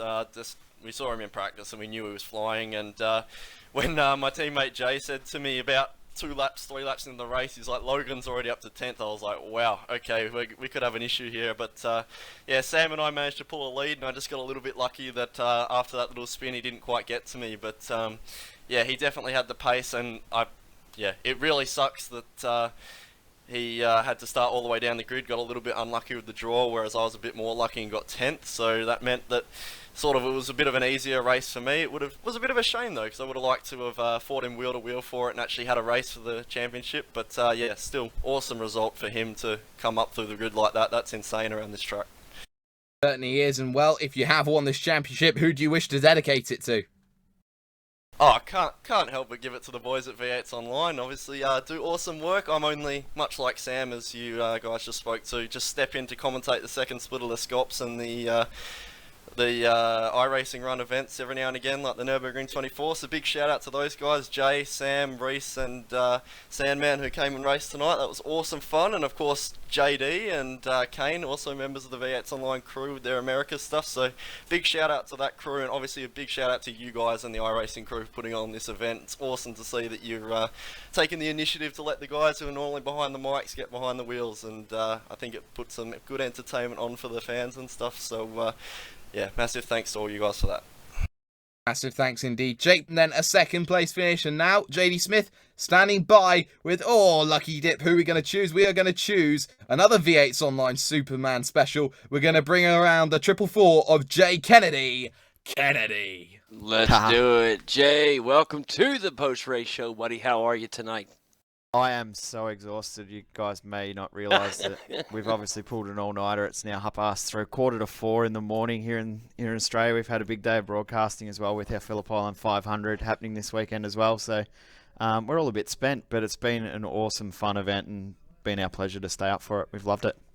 It has been wonderful. Now, Jay, you get a little bit of a feeling of how us America boys feel when we come to the V8 Scops. I think that's happening tomorrow morning for Kane. I think he's coming to help us out and getting up at 4 a.m. to help us out. So, awesome. Yeah, I can't express how thankful I am for this sort of event. It just goes to show there's so many people that seem to think that all of us broadcast crews hate each other, but it's the furthest thing from the truth. We love each other and we help each other out, and this is the sort of event that should happen more often to show that we all love each other. I agree 100%. It was an extremely great event. I hope that we see this happen more and more, and it's wonderful just to be a part of it. Jay, let's talk a little bit about your racing today. You had the pole on the final race there. Tell us about how tough it was to wheel these American Mustangs around this Roval. Probably not as difficult for the likes of our crew, being the similarities between the car and the V8 supercar, but for me the toughest race was definitely the Mazda. I've really struggled to get my head around that. I started in P3 and got a little bit of a shunt at turn 2, and that was too much. So the oval race was pretty good. That was sort of my strength, and I was surprised how quick I actually had pace-wise in that last one. So yeah, it was good fun. I've thoroughly enjoyed the event, and I probably can't wait to go to bed now. Well, thanks a lot, Jay. As always, it's a pleasure, buddy. Go get yourself some sleep. You've earned it. Yeah, thanks, guys. Thanks for putting it on. Joining us now in the commentary box is GSRC's Kevin Brown. Kevin, in the end, a 5th place finish for you. Got yourself there from 25th. A lot of first lap wrecks there, you could say, and it was all about avoiding the landmines here and there, and you managed to do so with great. Ladies and gentlemen, I do believe we do not have Kevin Brown, so we'll move very swiftly on then. We're going to try and grab ourselves then Jason Breifogel. Jason, it was one of those things for you today. Didn't quite work out in that final race then. In the end, only managing to get 6th position, just missing out by just a few hundredths of a second. Yeah, that was a great race, that third one. Turned out much like the first. Kevin in front of me, coming to the line, trying to get a run. Turned out much better this time, though. Certainly did, but unfortunately position again didn't quite go your way. But you know, the Mustang's a difficult car to deal with, and you've had not much time to adapt here in this race format. It's nice to see these sorts of guys going on, moving here, moving there, but you know, you find yourself in a great position, and you know, it was a fantastic race throughout. Yeah, this was a great race. And actually, I've had experience here because I raced the 2-hour race Mustangs here at Homestead B a couple years ago. I'm familiar with this one, so this was old hat for me. Yeah, most certainly it is. And well, thanks for joining us then. Jason Breifogel coming home in 6th position. Standing by now with the driver of what is Paul Smith is JD Smith. That's it. Paul, welcome to the post-race show, buddy. How are you this evening? Yeah, not too bad. That was a bit chaotic, really, for everyone. The MX-5s was a good race, I'll say that. I would say that. I finished 7th. Yeah, it was a fun event. I enjoyed myself. Okay, I didn't exactly shine in the ovals, but I'm a Kia driver normally, so every one of these cars was a new experience to me. Boy, I'm happy to hear you say that, Paul. The Kia is such a wonderful car, and I feel that it gets overlooked a lot here on this service. If we're doing enough one of these, I'm going to push for that as being one of the cars, maybe because I've got a little bit of insider knowledge in that car. But hey, I'll vote for it with you. Let's talk a little bit about these 3 races. Out of the 3, which one was the most difficult for you? The most difficult, I would say actually that Mustang race, because I don't find it a friendly car for me, mainly because I'm on a flappy paddle gearbox, paddles on the gear shifter, so I'd rather have a H shifter for that. But so we're just getting a box full of neutral, so yeah, it wasn't great in that one. The NASCAR, I don't do ovals at all, and it was a good race. So I didn't do too bad in it, considering that I don't do oval races. I think I've done like 2 street stock races or something like that ever. So it's an experience. I managed to battle it out. I was just taking it easy. I wasn't trying to push anyone or anything like that. But yeah, good fun racing. I enjoyed the event. It is really a great track. Talking about Auto Club, a really good track. Even if you don't spend a lot of time racing ovals, that one's a good one to get a beginner's level kind of on. It's a fun track, and enjoyed all 3 races. And Paul, it's a pleasure to have you here with us, buddy. We appreciate you joining us for some words. No worries. Thanks a lot, guys. Take care. Absolutely. I'm going to throw it back to Jake. Yeah, standing by right now with the driver of Reese Gardner. Reese, in the end, 18th position from 36th. You've got to be happy with that game. Oh, yeah, I mean, I guess I should be, but I'm still quite dissatisfied with my own driving. I think I spun like two times during that race and got caught up in a couple of silly incidents, but still, I guess moving up that many positions, I can't really complain about, and I'm happy that my teammates won. Yes, of course, and now you move forward. V8's Online really had a great road course, and, well, for going into something like this, moving on forward, would you say that you need to work on your oval game? Definitely, yeah. It's been a very long time since I've raced ovals. I think the last time I raced oval on the regular was back in 2013 when we still had the old Silverado for the NASCAR truck. I think I've been thinking about getting back into oval racing, but it's just a matter of getting my confidence up, I guess. Getting your confidence up, but a confident finish in the end for you. Reese Gardner there in the 94, a great result for him, but very quickly, before we talk to the creator, Randy Chenoweth, we got JD Smith standing by with Ashley Blake Hood. All right, Ashley, welcome to the post-race show. How are you? I'm all right. We're trying to wind down a bit. I tell you, that one had to be full of some white-knuckle racing. Tell me a little bit about your experience with the 3 races. Oh, the first one was brilliant. I mean, the door-to-door for the entire thing, at least from where I was, and just insane. The oval was... it was appalling, to be honest. It's one too many cautions. It got a bit boring, and I really needed to go to the loo. I drank too much water, so I was getting a bit antsy by the end of that one. And then that Mustang race, that is a hateful car. It can go and burn in the pits of hell, but I really enjoyed it. It looked like we knew it was going to be a difficult race, and it definitely lived up to expectation. But it was fun to watch. Looked like it was kind of a hard one, but fun still to race. Yeah, it was fun. I mean, the control of the car was part of the fun of it. If you could keep it going in a straight line for the whole 16 laps, and you're in with a good shout, which is what I ended up doing. And I was only one punt in the rear from someone away from getting a string of top 10s. So that was a shame, but I really enjoyed it. I'm glad to hear that. Out of the 3 races, which one was the most difficult for you personally? The Mustang, because that's the first time I've ever driven it in anger. So your opinion didn't change any? No, it probably made it worse, to be fair. Hey, nothing wrong with that. That's all right. But I tell you what, it was a great event. What was your thoughts on the event itself? Absolutely brilliant. I mean, getting the people out from the booth and into the cars on the weekend. These people put so much time into presenting such massive quality content to us on YouTube and Twitch and everywhere else, and it's damn near as professional as it gets now. Bar the fact they're not earning millions of pounds a year to do it, I think it's probably the best esports broadcasting system and team there is. And see them racing is brilliant, and the iRacing staff joining in, that was just fantastic. And Randy and everyone else who organised this just did an absolutely fantastic job of it. It was great fun.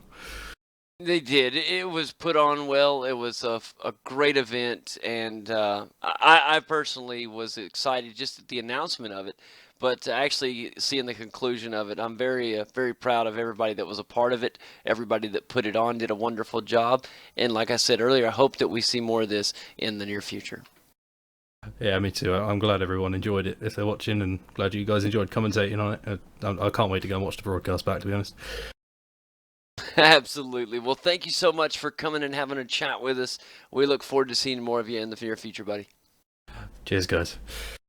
Finally, we do have our creator-in-chief. We have Mr. Randy Chenoweth here in the commentary box. Randy, let's talk about your race first and foremost, because that one wasn't the best 3 races I think you could say of your career. Didn't get the best of ways forwards, but in the end, I believe everyone's had a really good time here tonight. Yeah, it was a super fun event. Just talking about my races first. The last couple were kind of frustrating. Number one, the second race, I got caught up in an incident and motor popped, so I had to take a long tow. And then the last race, I just got caught up in early stuff again. The first race was really good. Started dead last, and managing to come home with a top 10 was fun.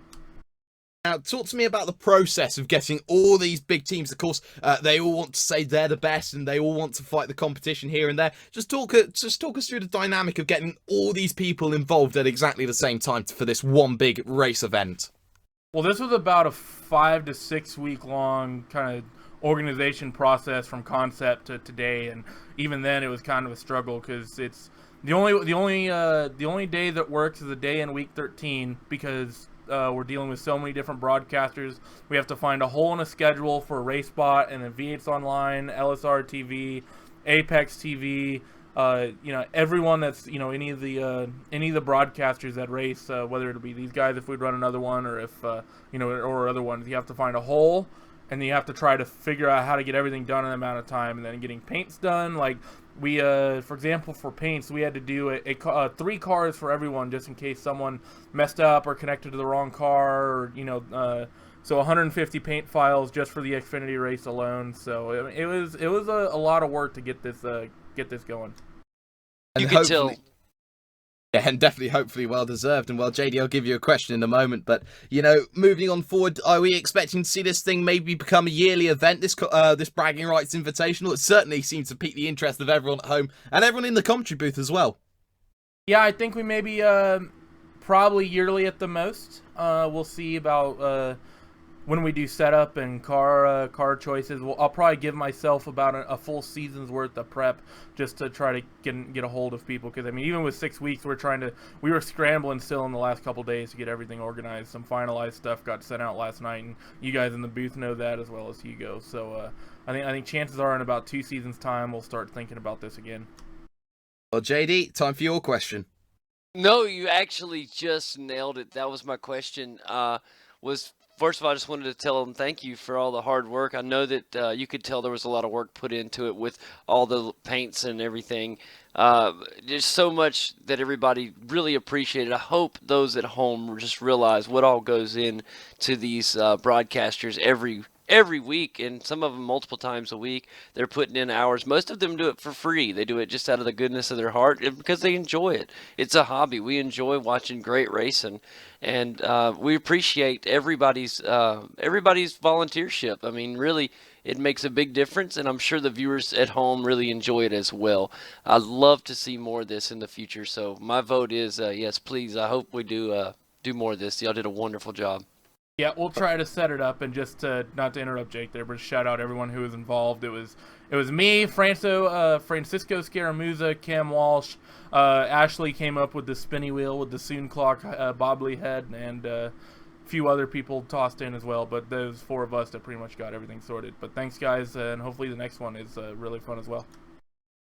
Hopefully so indeed. But for the time being, that's all we have time for here this evening in this broadcast. But that's not all we have for week 13. Just remember, tomorrow we are going to have ourselves a fantastic event coming up. The Gathering of Tweakers will be there at 18:45 GMT, 6:45 GMT. There, if you can't really count up to 12, it's the Gathering of Tweakers Aussie Seagull Challenge at Phillip Island. Make sure that you don't miss that one. And of course, Tuesday at 1 p.m. GMT, a special announcement by iRacing themselves. You can't miss it. According to Mr. Will Vincent, it's going to be a game changer. We don't quite know what it is, but you will find out on Tuesday if you tune into that one. But from myself, from everyone that's joined me, from the likes of, say, JD Smith here, who's joined me from what is V8s Online, from Soup Zan, from GSRC, from Rudy Cummings of Max Speed TV, and from Kane Craft of the V8s Online series. I've been Jake Sperry of RaceBot TV, and that was your Bragging Rights Invitational, and that was a masterclass of what the commentators can do when we let them loose behind a wheel. Good night, ladies and gentlemen.